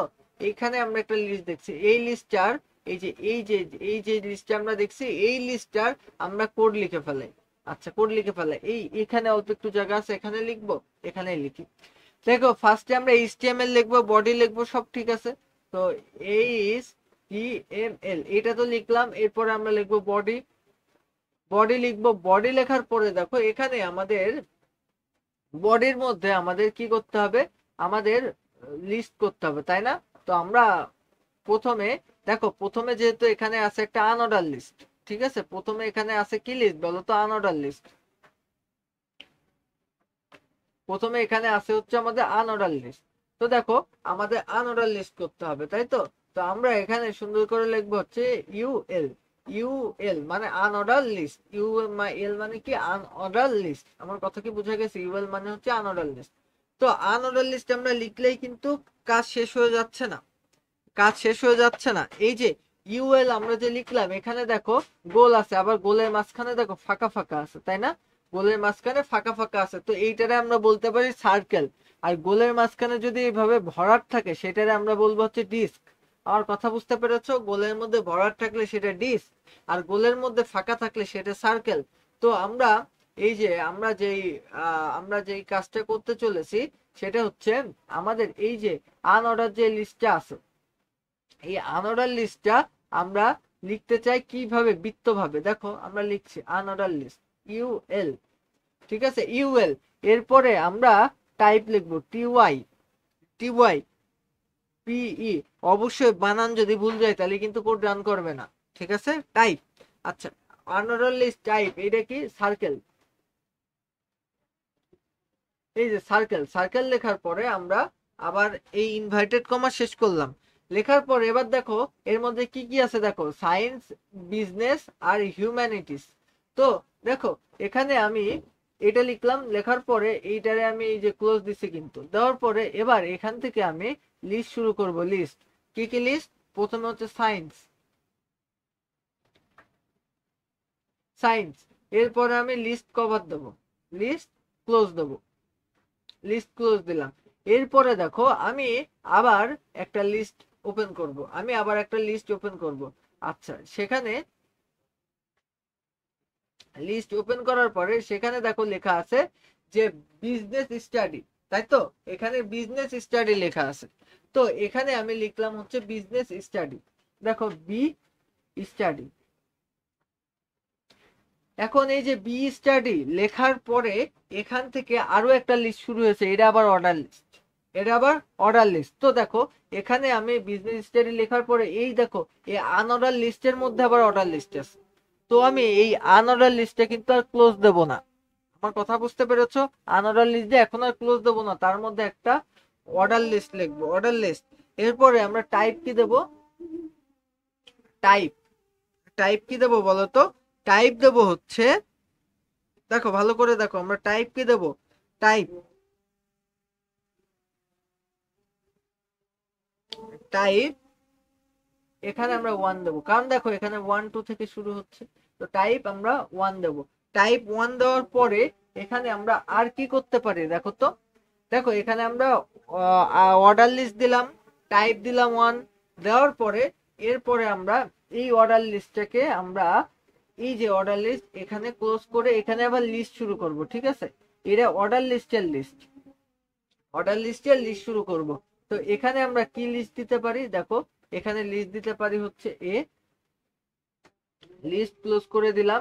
এরপরে আমরা আবার দিতে পারি এলআই, এখানে আবার আছে বি, দেওয়ার পরে আমরা লিস্ট ক্লোজ করে দিলাম। তো এই যে আমরা লিস্ট ক্লোজ করে দিলাম, দেওয়ার পরে এখানে দেখো আমাদের অর্ডার লিস্ট শেষ। তাহলে আমরা এই যে অর্ডার লিস্ট এটাও আমরা এখানে ক্লোজ করে দেব। এই যে অর্ডার লিস্ট যে আমরা ক্লোজ করে দিলাম, দেওয়ার পরে দেখো এখানে আমাদের এলআই মানে এখানে এই লিস্টটা আমরা যে প্রথমে যে আনঅর্ডার লিস্টের জন্য এই লিস্টটা খুলেছিলাম, ওই লিস্টটা কিন্তু এখানে আমরা অবশ্যই শেষ করে দেব, শেষ করে দেব। এই যে এই লিস্টে শেষ করে দেওয়ার পরে আমরা আবার নতুন একটা লিস্ট শুরু করব। কারণ কি, আমাদেরকে আবার এই হিউম্যানিটিক্স লিখতে হবে। তো এখানে আমরা কি শুরু করব বলতো, হিউম্যানিটিক্স, হিউম্যানিটিস। এই যে এটা লেখার পরে এরপরে তুমি একই রকম ভাবে সুন্দরভাবে এই যে আমাদের যে আনঅর্ডার লিস্টে ছিল এই আনঅর্ডার লিস্টে ক্লোজ করে দিবা। আনঅর্ডার লিস্ট যখন তুমি ক্লোজ করবা, করার পরে তোমার তার সাথে সাথে আর কিছু জিনিস তোমাকে ক্লোজ করতে হবে, সেটা হচ্ছে তুমি উপরে যে বডি লিখছিলে, বডিটারে ক্লোজ করে দিবা। এরপরে তুমি একই সাথে সাথে যেটা লিখছিলে HTML, ওইটাকেও তুমি ক্লোজ করে দিবা। সবকিছু আসলে ক্লোজ করে দেওয়ার পরেই কিন্তু তোমার অ্যান্সারটা খুব সহজে চলে আসবে। তুমি যখনই রান করবা তুমি কিন্তু এই যে এই লেখাটুকুই দেখতে পারবা। ঠিক আছে, এখন আমি যদি এইটা তোমার লেখা দেখাতে চাই, দেখো এই কোয়ালিটির একটা লেখা কিন্তু আমি প্রথমেই তোমাকে দেখায় আসছি অনেক বড় ভাবে। তো ওইটা যদি তুমি খুব সুন্দরভাবে করতে পারো প্রথম সিকিউর যেটা দেখাইছি, তাহলে আমার মনে হয় যে এইসব ছোটখাটো ব্যাপারে তোমার ঝামেলা হবে না। বাট আমি তোমার অবগতির জন্য একটু একটা জিনিস জানাই দিতে চাই। দেখো তুমি যে এই যে টেবিল লিখলে, টেবিল, এই যে তুমি এখানে যে টেবিল লিখলে,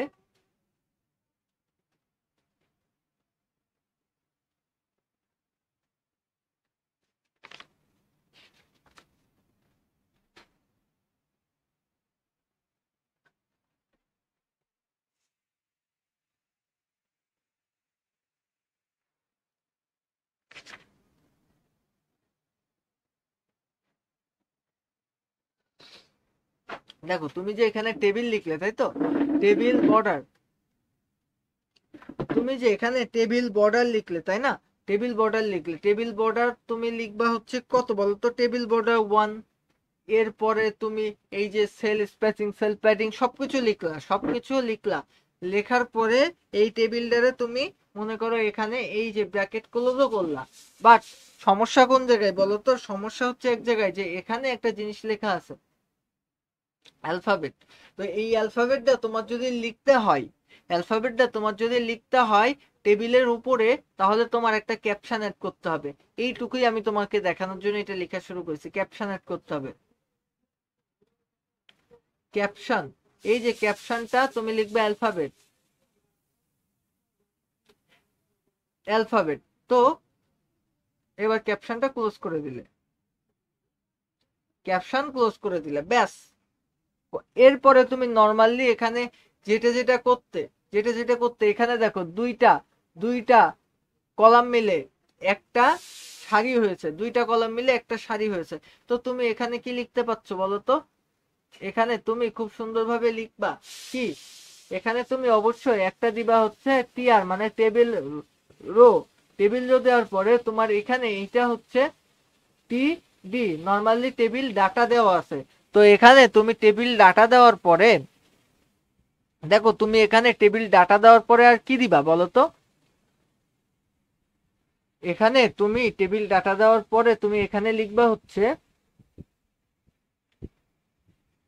কল, কল,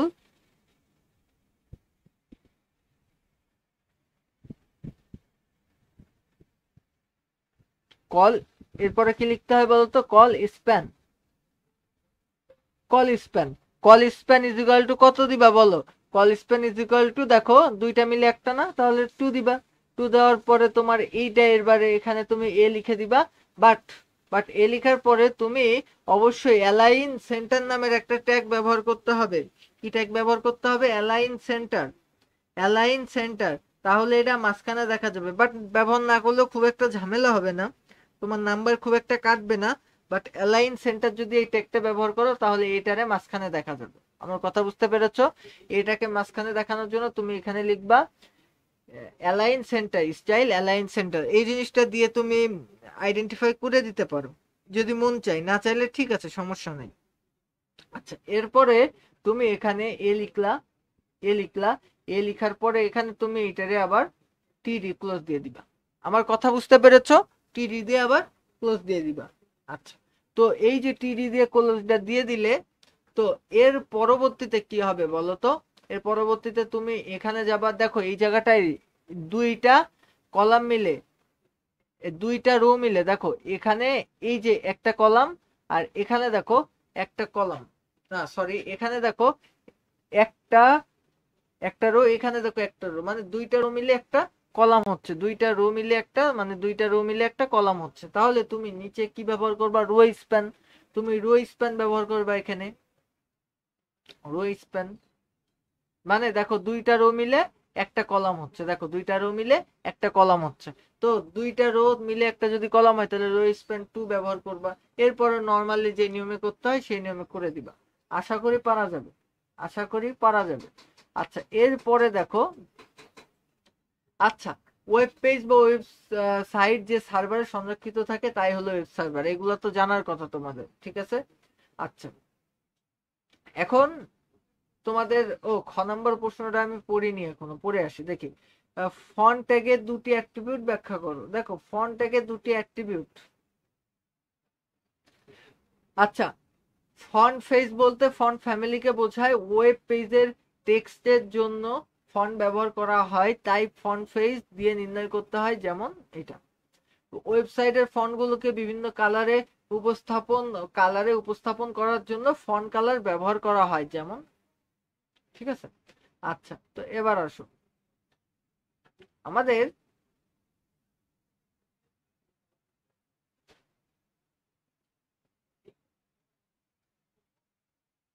আচ্ছা, এই যে এই প্রশ্নটা আছে, ভালো করে দেখো। এইখানে তোমাকে যদি বলে যে উদ্দীপকের এইচটিএমএল কোড লেখো, উদ্দীপকের এইচটিএমএল কোড লেখো। এখন এখন উদ্দীপকের এইচটিএমএল কোড যে তুমি লিখছো, এই যে এইচটিএমএল কোডটা যে লিখবা, এটা কিভাবে লিখবা বলো তো?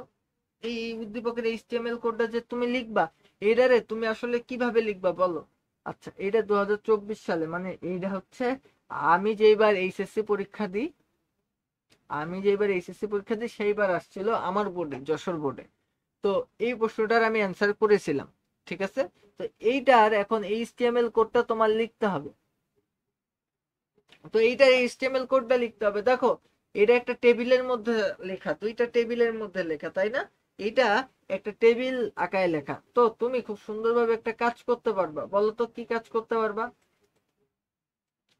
তুমি এখানে যে কাজটা করতে পারবা সেটা হচ্ছে, দেখো, আমি যদি বলি এইচটিএমএল, তো এই যে এইচটিএমএল করার পরে এখানে তুমি যেটা দিবা সেটার নাম হচ্ছে বডি। বডি দিলে, এই যে বডি দিয়ে দেওয়ার পরে এরপরে তোমার যেটা শুরু হবে সেটা হচ্ছে টেবিল। এবার তুমি লিখবা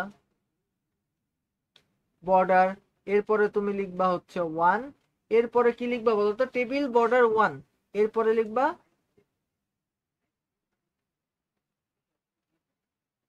সেল স্প্যাচিং।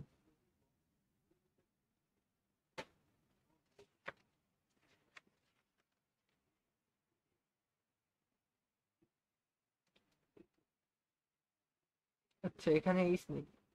কল স্প্যাচিং, কল স্প্যাচিং কত দিবা? 0। আচ্ছা, এরপরে দিবা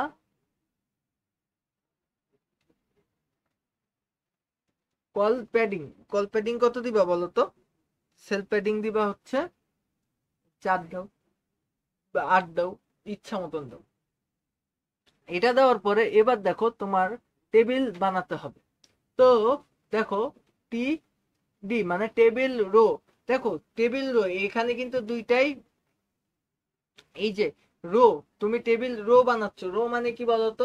রো মানে হচ্ছে সারি। তো দেখো, এখানে তুমি সারি বরাবর আগাচ্ছ। তো দেখো, এই যে টেবিল রো, তুমি টি টিডি টি আর টি আর তুমি যে টেবিল রো বরাবর আগাচ্ছ, তো আগাও। তো এরপরে তুমি টিডি দিবা, মানে টেবিল ডাটা। তো তুমি টেবিল ডাটা ইনপুট করছো, ভালো করে দেখো, তুমি এখানে টেবিল ডাটা ইনপুট করছো। তো তোমার টেবিল ডাটার মধ্যে কি আছে বলো তো? লিস্ট আছে, এইখানে টেবিল ডাটার মধ্যে একটা লিস্ট আছে, তাই তো? আচ্ছা, তো ভালো করে একটা জিনিস তুমি চিন্তা করে দেখো, টেবিল ডাটা, এই টেবিল ডাটার মধ্যে তোমার একটা লিস্ট আছে, তাই না? টেবিল ডাটার মধ্যে তোমার একটা লিস্ট আছে। তো তুমি এখানে কি করবা বলো তো? এইটা মধ্যে একটা লিস্ট দিবা, তাই তো? এটার মধ্যে একটা লিস্ট ওপেন করবা, তাই না? টেবিল ডাটার মধ্যে একটা লিস্ট ওপেন করবা, করো লিস্ট ওপেন। এলাই একটা লিস্ট ওপেন করলে, এখন এইটা কি লিস্ট বলতো? অর্ডার লিস্ট না আনঅর্ডার লিস্ট? এটা অবশ্যই একটা আনঅর্ডার লিস্ট। আমার কথা বুঝতে পেরেছো? এটা কিন্তু একটা আনঅর্ডার লিস্ট। তো যেহেতু এটা একটা আনঅর্ডার লিস্ট, তো ইউএল দিলে। তো এখন ইউএল ট্যাগ দেওয়ার পরে এরপরে আসো, এরপরে তোমার কি করতে হবে বলো তো? এই যে ইউএল ট্যাগ যে তুমি দিলে, দেওয়ার পরে এরপরে তোমার কি করতে হবে? এটা একটা আনঅর্ডার লিস্ট, সেহেতু সেহেতু তোমার, এখানে আমি এটা কেন দিলাম?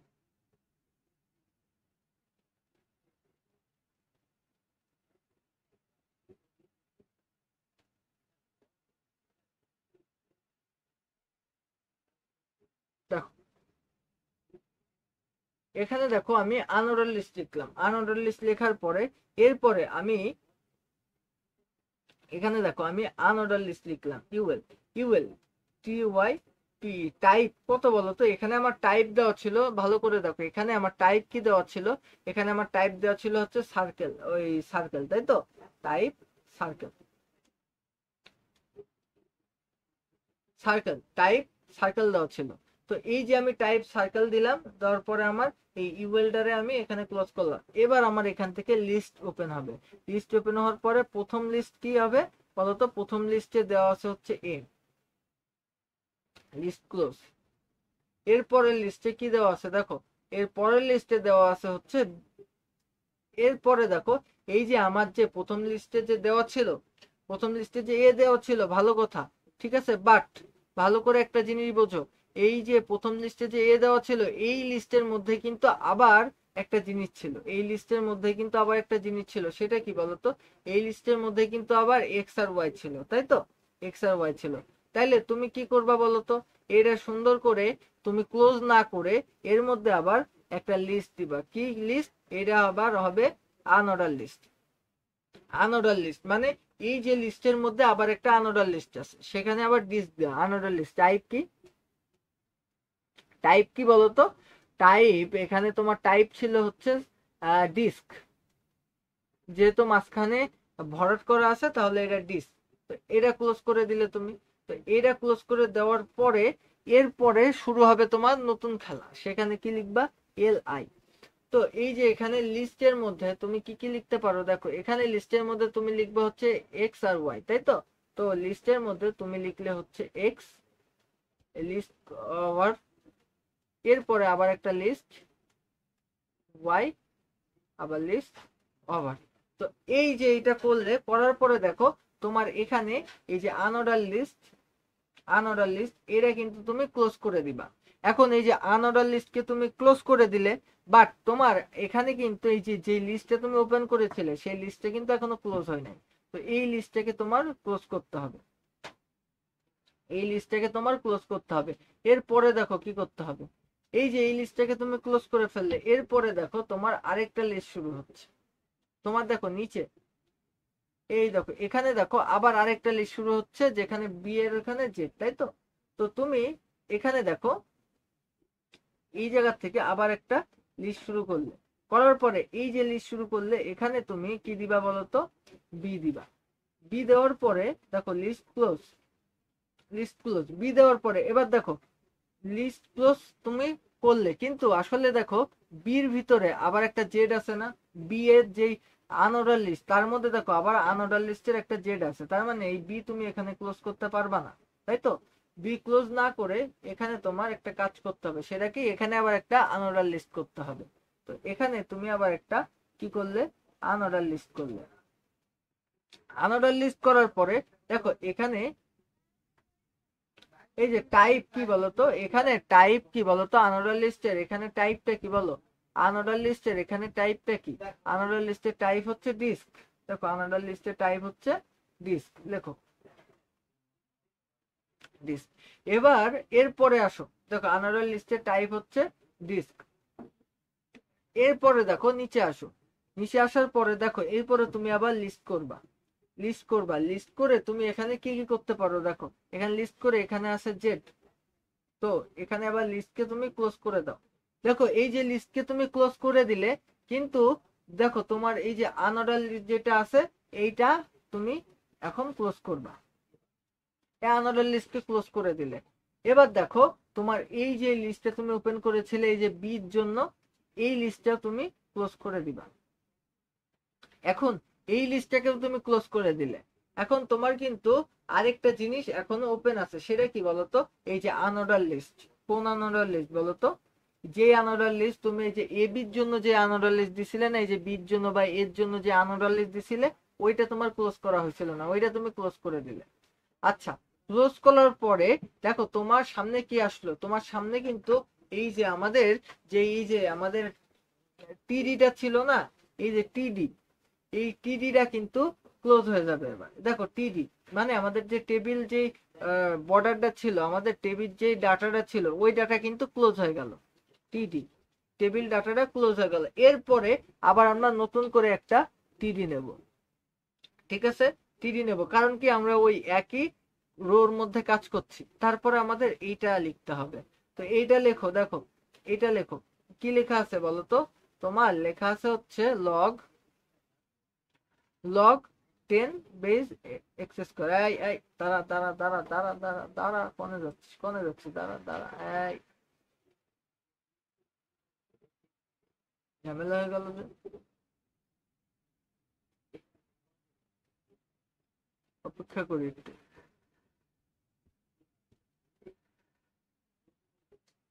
আচ্ছা, তো দেখো কোথায় গেল তা। আচ্ছা, দেখো এইখানে, দেখো এখানে দেখো কি হয়েছে। এবার দেখো এইটা আমাদের লিখতে হবে। তো দেখো log log 10 base x square, এইটা আমাদের লিখতে হবে। তো এবার দেখো, এবার টিডি লিখলাম। টিডি লেখার পরে এবার আমরা কি লিখবো বলতো? এবার আমরা দেখো, এই যে আমরা টিডি যে লিখলাম, এই যে আমাদের টিডিটা লেখা হয়ে গেল। লেখা হয়ে যাওয়ার পরে এবার আমাদেরকে যেটা করতে হবে, ঠিক আছে,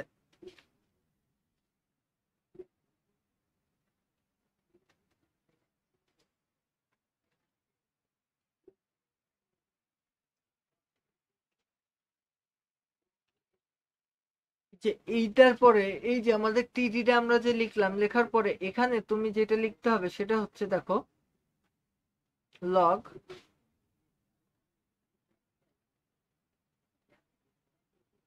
এমন হয় কেন বুঝলাম না তো।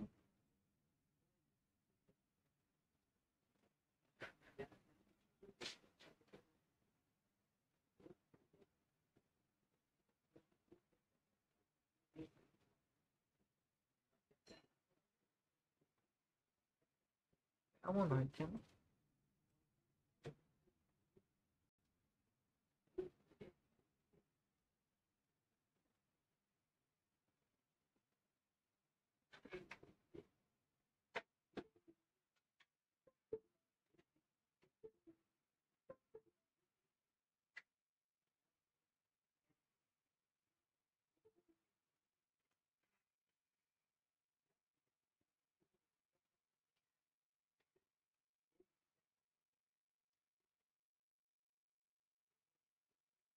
অপেক্ষা করে আমরা একবার রিফ্রেশ দিয়ে দেখি কি হয়।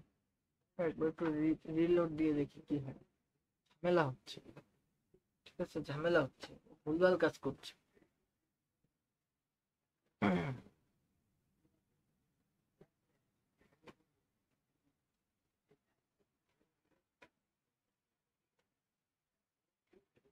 আচ্ছা, দেখো এবার দেখো, রিলোড দেওয়ার ফলে সব মুছে গেল।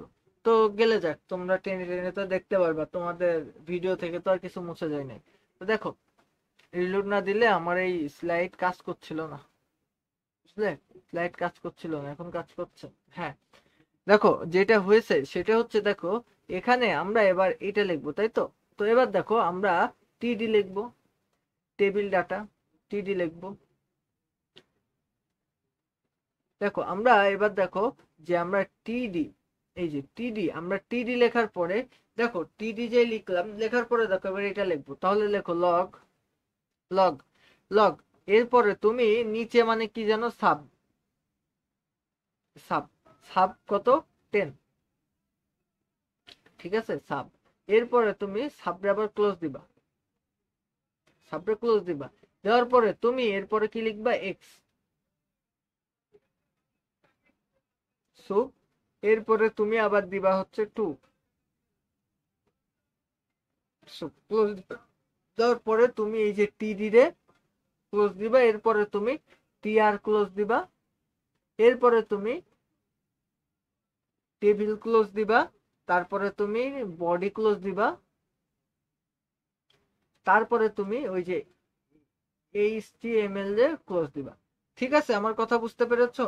হ্যাঁ, তো এইটা করলে মোটামুটি তোমার হয়ে যাবে, ঠিক আছে, মোটামুটি তোমার হয়ে যাবে। তো এবার আমাদের বলেছে যে উদ্দীপকের ইন্টারনেটে ইন্টারনেটে ছাড়তে গেলে কি করতে হবে। দেখো এখন ইন্টারনেটে যে পাবলিশ করতে গেলে আমাদেরকে কি করতে হবে বলতো? ইন্টারনেটে যদি আমাদের পাবলিশ করতে হয় তাহলে ওয়েবসাইট পাবলিশিং যে ব্যাপারটা আছে সেখানে করতে হবে। তো আমাদের ধাপ নম্বর 1 কি করতে হবে? যে ওয়েব পেজের ডিজাইন তৈরি করতে হবে, ঠিক আছে? এখন ওয়েব পেজের ডিজাইন তৈরি করা যায় দুইটা ভাবে, ঠিক আছে? গ্রাফিক্স লেআউট ডিজাইন, সেটি থেকে কোড তৈরি করার উপযোগী ফরম্যাট তৈরি করতে হবে, এবং অপর পর্যায়টি হলো পিওর কোডিং এর মাধ্যমে, মানে পিওর কোডিং এর মাধ্যমে আমরা যেভাবে করলাম। তো এরপরে দেখো একটি ডোমেইন নেম রেজিস্ট্রেশন করতে হবে। মানে ডোমেইন নেম কি? তুমি ওয়েবসাইটে যে কোনো কিছু একটা ছাড়বা, তো ছাড়ার জন্য তোমার ওয়েবসাইটে এক কথা একটা জায়গা কিনতে হবে, তো ওইটারেই বলা হয় ডোমেইন।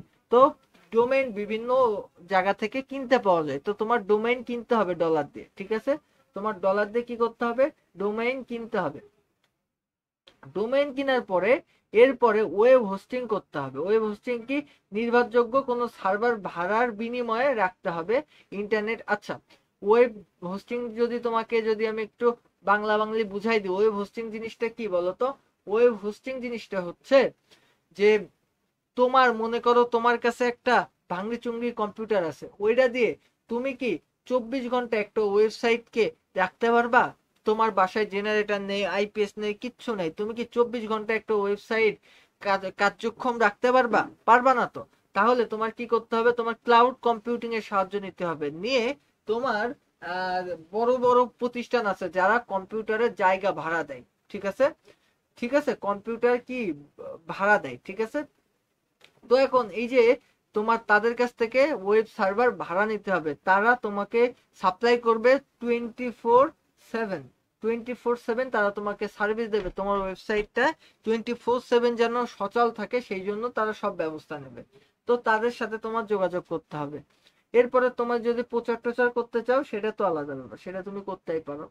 আচ্ছা, তো এবার দেখো এইগুলা দেখো, আমার কিন্তু আর সময় লাগবে না পড়াতে, কারণ কি আমি কিন্তু ডিটেইলে অনেক কিছু পড়ায় আসছি, আমি তোমাদের লিস্ট পড়ায় আসছি। বাংলাদেশি ক্রিকেট, বাংলাদেশি ক্রিকেট এটা কিভাবে করবা? এটা করা তো কোনো ব্যাপারই না। আগে তুমি যেভাবে নাও, তুমি জাস্ট এই যে HTML এইটা নিলা, এরপরে বডি নিলা, বডি নেওয়ার পরে এরপরে টেবিল, ধুত্তর টেবিল তো লাগছে না এখানে, তাহলে এখানে তোমার কি নিতে হবে বলতো? এখানে তোমার বডির মধ্যে আগে লিখবা যে Bangladeshi cricket team, Bangladesh cricket team, এইটা তুমি আগে বডির মধ্যে যে লিখে ফেললে, বডির মধ্যে তুমি লিখে ফেললে বাংলাদেশ, বাংলাদেশ ক্রিকেট টিম, এইটা লেখার পরে এবার তোমার লিস্ট শুরু করতে হবে। কি লিস্ট বলতো? এই যে তুমি লিস্ট শুরু করলে, এই যে এইটা তোমার হবে হচ্ছে আনঅর্ডার লিস্ট, কারণ এখানে ডিস্ক আছে, ভালো করে দেখো। আর নিচে দেখো এটা কি? এটা কি? বাংলাদেশ ফুটবল টিম, এখানে তোমার জামাল আর সাদ আছে, আর এখানে কি সাকিব আর রিয়াদ আছে। তো দেখো এটা কিন্তু আবার কি অর্ডার লিস্ট, তাই না? এটা কিন্তু আবার অর্ডার লিস্ট। তো তুমি যখন 2 নম্বরে যাবা তখন কিন্তু তোমার আবার অর্ডার লিস্টে যেতে হবে। ও, একটা জিনিস মাথায় রেখো, এখানে কিন্তু দুইটা বিষয় হয়েছে। এখানে ফার্স্টে দেখো এইটা কিন্তু একটা অর্ডার লিস্টে গেছে, তার মানে তোমার এই বডির মধ্যে তোমার আগে লিখতে হবে হচ্ছে অর্ডার লিস্ট। আচ্ছা, আমি যদি একটু লিখে দিই, আমি লিখে দিই তাইলে ভালো হবে। বডির মধ্যে দেখো, বডি, এই যে বডি হলো, এই বডির মধ্যে তোমার যেটা করতে হবে সেটা হচ্ছে প্রথমেই অর্ডার লিস্ট করে নিতে হবে। অর্ডার লিস্ট করে তোমার টাইপ কি দিতে হবে? টাইপ, টাইপ দিতে হবে তোমার 1, ঠিক আছে? এইটা দিলে এখান থেকে তোমার অর্ডার লিস্ট শুরু হবে। তো অর্ডার লিস্টে তুমি দিলে হচ্ছে বাংলাদেশ,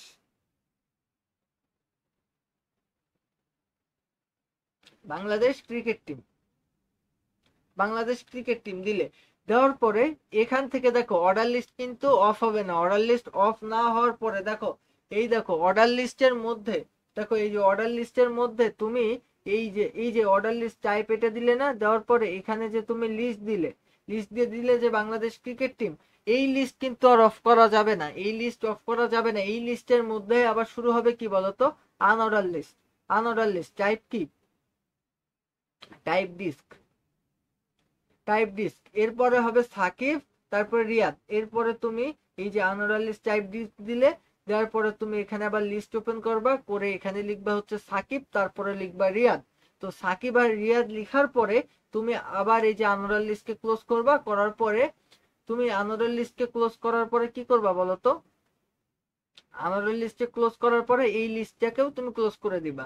এর পরবর্তীতে আবার একটা লিস্ট ওপেন হবে, হওয়ার পরে সেই লিস্টে তুমি বাংলাদেশ ফুটবল টিম লিখবা। লেখার পরে ওই লিস্টের মধ্যে আবার অর্ডার লিস্ট দিবা, অর্ডার লিস্ট দিয়ে আবার জামাল আর সাদ লিখবা। লেখার পরে ওই অর্ডার লিস্টকে তুমি ওই লিস্টকে আবার ক্লোজ করবা, ওই অর্ডার লিস্টকে ক্লোজ করবা, করার পরে তারপরে এই যে অর্ডার লিস্ট এইটাকে আবার তুমি ক্লোজ করবা, করার পরে তোমার কাজ কিন্তু হয়ে যাবে।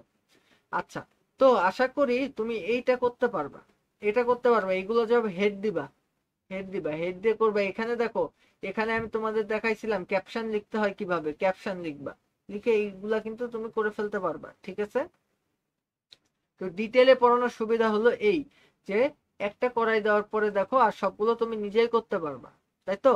আচ্ছা,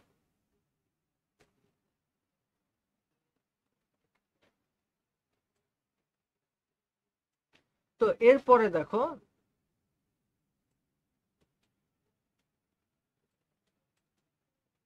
নেটওয়ার্কের প্রবলেম অনেক আজকে, হ্যাঁ ওই বৃষ্টি হচ্ছে তো আশেপাশে, এটা অনেক স্লো। তো দেখো, এইটা কি পারা যাবে, এইটা কি পারা যাবে, এইটা করাই দিয়ে কি তোমাদের লজ্জা দেবো আমি? এটা তো আশা করি পারা যাবে। আচ্ছা, হাইপার লিঙ্ক কি, হাইপার লিঙ্ক কি, আচ্ছা হাইপার লিঙ্ক কিভাবে করতে হয় আমি তোমাদের বলে দিই। আচ্ছা, কম্পিউটার পাবলিশিং ব্যাখ্যা করো। আমি এই যে ঘ থেকে খুব সুন্দর করে আমি বলে আসছি যে কম্পিউটার পাবলিশ কিভাবে করতে হয়, ওই যে ওয়েবসাইট পাবলিশ কিভাবে করতে হয় আমি তোমাদের বলে আসছি। আচ্ছা, এখন এই যে হাইপার লিঙ্ক জিনিসটা কি, দেখো এই যে এ, এ যে ট্যাগ, এই এ ট্যাগের মধ্যে তোমার দিতে হবে হচ্ছে href অ্যাট্রিবিউট। ঠিক আছে, href অ্যাট্রিবিউট, এইটা দিয়ে তোমার কি করতে হয় বলো তো, হাইপার লিঙ্ক করতে হয়। হাইপার লিঙ্ক করতে হয় মানে তোমার একটা লেখার মধ্যে তুমি একটা ওয়েবসাইটের লিঙ্কে ইনক্লুড করে ফেলবা। ওই লেখার উপরে তুমি যখন চাপ দেবা, দেওয়ার পরে তোমার ওই লিঙ্কে নিয়ে যাবে। আমি একটা হাইপার লিঙ্ক করে দেখাই তোমাদের, যে এ দিলাম href, দেওয়ার পরে আমি এখানে লিখলাম হচ্ছে www.pioneer pioneer.com। এই যে আমি একটা তোমার ওয়েবসাইটের লিংক দিলাম এখানে। ওয়েবসাইটের লিংক দেওয়ার পরে এই যে এখানে আমি অ্যাট্রিবিউট অ্যাড করলাম না, এই যে যেই আমাদের ইয়া ছিল, আমাদের এখানে যেটা ট্যাগ ছিল, এই ট্যাগের আমি এখানে অ্যাড করলাম কিনা, করার পরে এবার এখানে দেখো আমি লিখবো হচ্ছে রেশাদ। রেশাদ লেখার পরে যে এ ট্যাগকে আমরা কভার করে দেবো বা এটাকে আমরা ক্লোজ করে দেবো। দেওয়ার পরে দেখো তুমি যখন এইটাকে এইটাকে পাবলিশ করবা, তখন তুমি কিন্তু কোনোভাবেই দেখতে পারবা না এই সব কিছু, তুমি জাস্ট এই রেশাদ লেখাটুকু দেখতে পারবা। তো এই রেশাদ লেখার উপর তুমি যখনই চাপ দিবা, তোমার কিন্তু ডাইরেক্ট এই ওয়েবসাইটে নিয়ে চলে যাবে। এইটাকে বলা হয় হাইপার লিঙ্ক। আমার কথা বুঝতে পেরেছো? আর এইগুলা তো মামুলি ব্যাপার তোমাদের কাছে এখন হওয়ার কথা, কারণ আমি কিন্তু খুব বড় জোরে ব্যাখ্যা করে আসছি। এখানে তোমাদের দেখো দুইটা কলাম মিলে একটা সারি হয়েছে, তার মানে তোমরা এখানে কল স্প্যান টু লিখবা। আবার দেখো এখানে দেখো, এই দেখো দুইটা সারি মিলে একটা কলাম হয়েছে, তো এখানে তুমি লিখবা হচ্ছে রো স্প্যান। ঠিক আছে, রো স্প্যান টু। আচ্ছা, তো আশা করি বোঝা গেছে। আচ্ছা, আসো দেখি এরপরে আর কি কি আছে আমাদের জন্য। আজকে ক্লাসের যথেষ্ট ঝামেলা হয়েছে, কেন বলো তো? এই যে বৃষ্টির মধ্যে রেকর্ড করতে বসছি, তো যার কারণে মনে করো নেটওয়ার্কের অনেক ঝামেলা করেছে আজকে। এখনো নেট অনেক স্লো, ওয়াইফাই অনেক স্লো, যার কারণে ওই যে লোডিং হতে অনেক ঝামেলা হচ্ছে। এবার দেখো, এইটা একই রকম ভাবে পারা যাবে কিনা বলতো, সেম ভাবে। অ্যাট্রিবিউট কি, অ্যাট্রিবিউট মানে কি বলতো, এই যে ট্যাগ, এই যে ট্যাগ, এই ট্যাগ সম্পর্কে, এই ট্যাগের যে এলিমেন্ট আছে, এলিমেন্ট সম্পর্কে যে বিস্তারিত তথ্য দিচ্ছে তোমাকে, সেই হচ্ছে তোমার অ্যাট্রিবিউট। বিষয়টা কি একটু যদি ব্যাখ্যা করি, আমি একটু ব্যাখ্যা করব তোমাদের। এইচটিএমএল ভাষাকে কেস সেনসিটিভ নয় কেন? দেখো, এইচটিএমএল ভাষা কেস সেনসিটিভ নয়, কারণ তুমি যদি এই যে এইচটিএমএল এই ভাষা লিখতে লিখতে, তোমার আমি লিখছি এই যে টেবিল, তুমি ইচ্ছা করলে এখানে বড় হাতের টি দিয়ে লিখতে পারো, সব বড় হাতের দিয়েও লিখতে পারো। তার মানে এখানে বড় হাতের ছোট হাতের অক্ষর ব্যবহার করলে কোড রান করে, কোডে কোনো ঝামেলা হয় না, যার কারণে এটা হচ্ছে কেস সেনসিটিভ ভাষা না। আমার কথা বুঝতে পেরেছো? আচ্ছা, এই দেখো, এই যে এলিমেন্টের যে কাজ, ঠিক আছে, এইচটিএমএল যে এলিমেন্টের যে কাজ, ওর উপরে বিস্তারিত যে প্রভাব বিস্তার করে। মানে দেখো, আমি যে যে ট্যাগ ব্যবহার করেছি, এ যেই এ এ যে ট্যাগ ব্যবহার করে এই যে এইচরেফ দিছি, তো এইচরেফের এই যে এইচএফ দেওয়ার পরে আমি যে একটা ওয়েবসাইট লিখছি না, লেখার পরে এখানে তো আমি লিখলাম আমার ট্যাগের যে এলিমেন্ট সেটা তো রেশাদ। এই যে এলিমেন্ট তো রেশাদ। এখন এই যে এলিমেন্টের উপরে দেখো একটা প্রভাব বিস্তার করছে কিন্তু এই যে এইচ রেফ, যার কারণে এটা আমাদের এট্রিবিউট। ঠিক আছে, কারণ কি এই রেশাদের কোনো অস্তিত্বই রাখছে না, রেশাদের উপর চাপ দিলে চলে যাচ্ছে একটা ওয়েবসাইটের মধ্যে। তার মানে ও এই এলিমেন্টের উপরে একটা প্রভাব বিস্তার করছে, যার কারণে একে আমরা বলতে পারি কি বলতো, একে আমরা বলতে পারি যে এইটা হচ্ছে আমাদের অ্যাট্রিবিউট, এলিমেন্টের উপরে প্রভাব বিস্তার করছে। আমার কথা বোঝা গেছে? আচ্ছা, তো এবার দেখো আমরা কিছু এমসিকিউ দেখি কেমন লাগে। আচ্ছা, কিছু এমসিকিউ দেখি কেমন লাগে। দেখো এমসিকিউ, দেখো বার্নার্স লি দেখো টিম বার্নার্স-লি ইন্টারনেট ব্যবহার করে পাঠানো বা লিখিত তথ্যের কি নাম দেন বলো তো, কি নাম দেন বলো? টিম বার্নার্স-লি কি নাম দেন বলো? কে বলতে পারবে বলো, টিম বার্নার্স-লি কি নাম দেন? তিনি এটাকে নাম দেন হচ্ছে হাইপার টেক্সট। তিনি কিন্তু এই যে এইচটিএমএল কোডের আবিষ্কারক, তারাই বলা হয় টিম বার্নার্স-লি। ঠিক আছে, হাইপার টেক্সট মার্কআপ ল্যাঙ্গুয়েজ। ঠিক আছে, এখন এরপরে আসো, ওয়েব, ছবি, ভিডিও, অডিও, একই জাতীয় তথ্যকে কি বলা হয় বলো? কি বলা হয় বলো?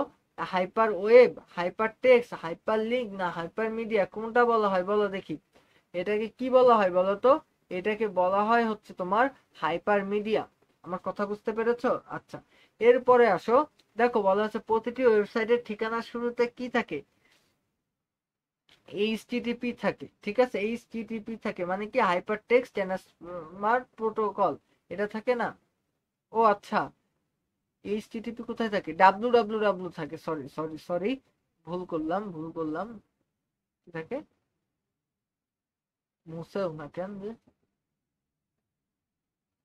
কি থাকে? ডাব্লিউ থাকে মানে ওয়ার্ল্ড ওয়েব ওয়েট, এটা থাকে। এরপরে আসো, দেখো আইপি এর পূর্ণরূপ কি বলো? বলো আইপি এর পূর্ণরূপ কি, কে বলতে পারবা বলো তো? আইপি এর পূর্ণরূপ কি? আইপি এর পূর্ণরূপ হচ্ছে, ভালো করে বুঝো, আইপি এর পূর্ণরূপ হচ্ছে ইন্টারনেট প্রোটোকল। আইপি এর পূর্ণরূপ কি? Internet protocol. আমার কথা বোঝা গেছে? আইপি এর পূর্ণরূপ কি? Internet protocol. আইপি এর পূর্ণরূপ কি? Internet protocol. এরপরে আসো, দেখো কোথায় গেল প্রশ্ন।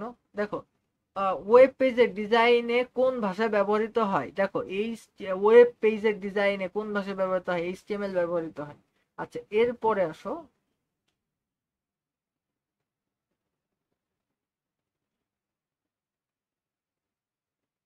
এরপরে কোথায় গেল প্রশ্ন? এই, আচ্ছা, ও এইটা প্রশ্ন। আচ্ছা, উপরের চিহ্নিত প্রথম অংশটির নাম কি? দেখো প্রথম অংশটির নাম এই যে, এটার নাম হচ্ছে হাইপার টেক্সট ট্রান্সফার প্রোটোকল। দেখো এই যে HTTP, hyper text transfer protocol, তো প্রোটোকল। আচ্ছা, এরপরে দেখো প্রথম কোন ওয়েবসাইটে ঢুকলে যে পেজটি প্রদর্শিত হয় তাকে কি বলা হয়? হোম পেজ বলে, তুমি জানো? আচ্ছা, এরপরে আসো,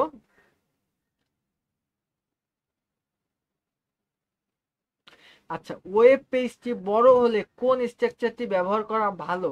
ওয়েব পেজটা যদি অনেক বড় হয় তাহলে কোন স্ট্রাকচারটা ব্যবহার করা ভালো বলো তো? ওয়েব পেজটা যদি অনেক বড় হয়, দেখো ওয়েব পেজটা যদি অনেক বড় হয় তাহলে তুমি যদি নেটওয়ার্ক করতে চাও, নেটওয়ার্ক মানে কি? একটার সাথে সবগুলা যোগ হবে। আর লিনিয়ার মানে কি বলতো? লিনিয়ার মানে, লিনিয়ার যে ওয়েবসাইটটা, লিনিয়ার কি আসলে বলতো? লিনিয়ার বলো দেখি, কে বলতে পারবা লিনিয়ার মানে কি আসলে বলো তো? লিনিয়ারটা আসলে কি? আমি কিন্তু পড়ায় আসছি তোমাদেরকে, একটু আগে কিন্তু আমি তোমাদেরকে পড়ায় আসলাম। লিনিয়ারটা আসলে কেমন বলো? দেখো এই যে আমাদের লিনিয়ারটা কি বলতো? লিনিয়ারটা কিন্তু আমাদের একটার পরে একটা মানে সিকোয়েন্স ইয়াল ভাবে যাবে, সিকোয়েন্স ভাবে যাবে একটার পরে একটা। আর হায়ারার্কিক্যাল মানে হচ্ছে ট্রি, হায়ারার্কিক্যাল মানে হচ্ছে ট্রি। আচ্ছা, আর কম্বিনেশন মানে হচ্ছে সবকিছু একসাথে।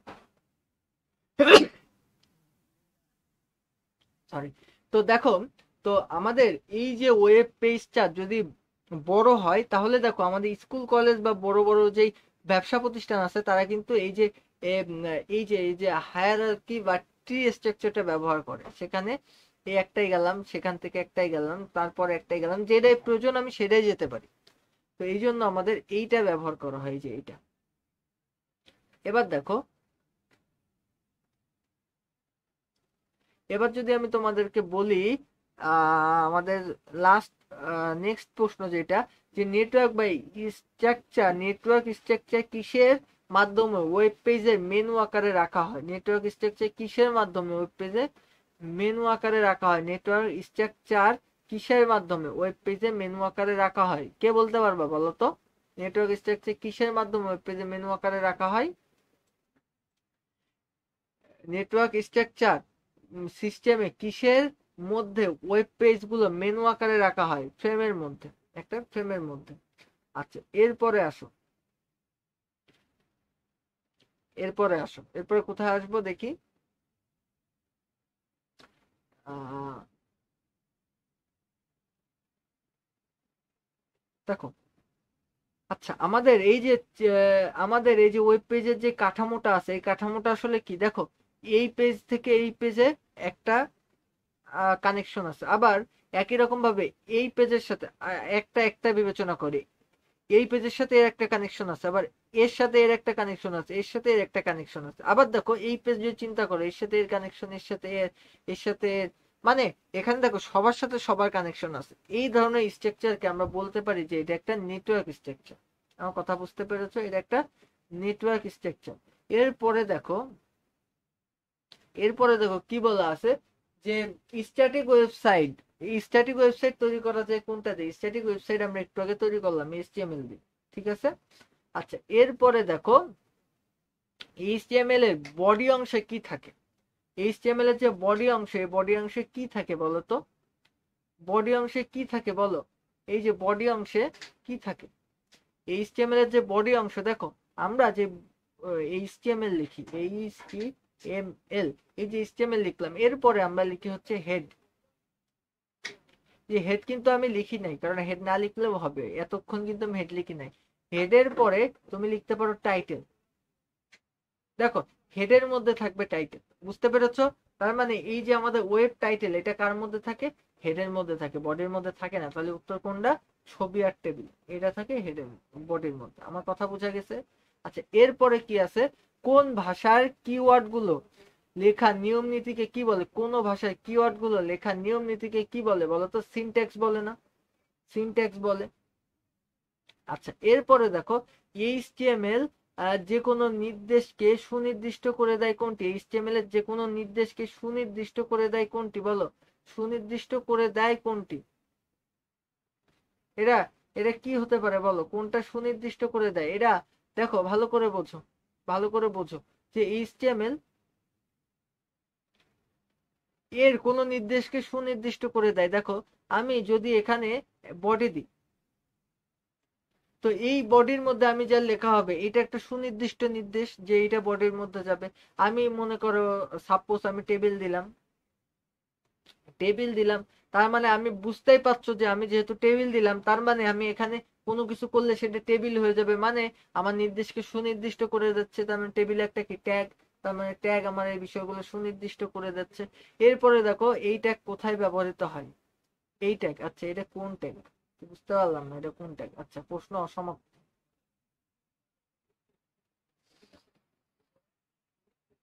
প্রশ্ন অসমাপ্ত, আমরা পরের প্রশ্নে আসি। দেখো, পরের প্রশ্নে কি বলেছে? পরের প্রশ্ন কোথায়?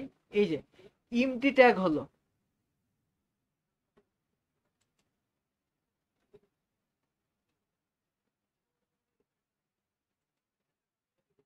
আচ্ছা কি বলেছে, যে ইমটি ট্যাগ হলো, আচ্ছা ইমটি ট্যাগ, এখানে তো কোনো অপশন নাই। তো মনে রাখবে ইমটি ট্যাগ কি, এই যে তোমার এই যে বিআর একটা ইমটি ট্যাগ, এইচ আরও একটা ইমটি ট্যাগ, এগুলো হচ্ছে একটা ইমটি ট্যাগ, ঠিক আছে। আচ্ছা, এরপরে আসো, এরপরে কি বলেছে? দেখো, বলেছে এইচটিএমএল ফাইলের শুরু ট্যাগ হিসেবে থাকে, এইচটিএমএল ফাইলের শুরু ট্যাগ হিসেবে থাকে, এটা এটা একটা সত্যি কথা। এটা হচ্ছে শুরু ট্যাগ হিসেবে থাকে, এটা সত্যি কথা। এবং প্রতি জোড়ার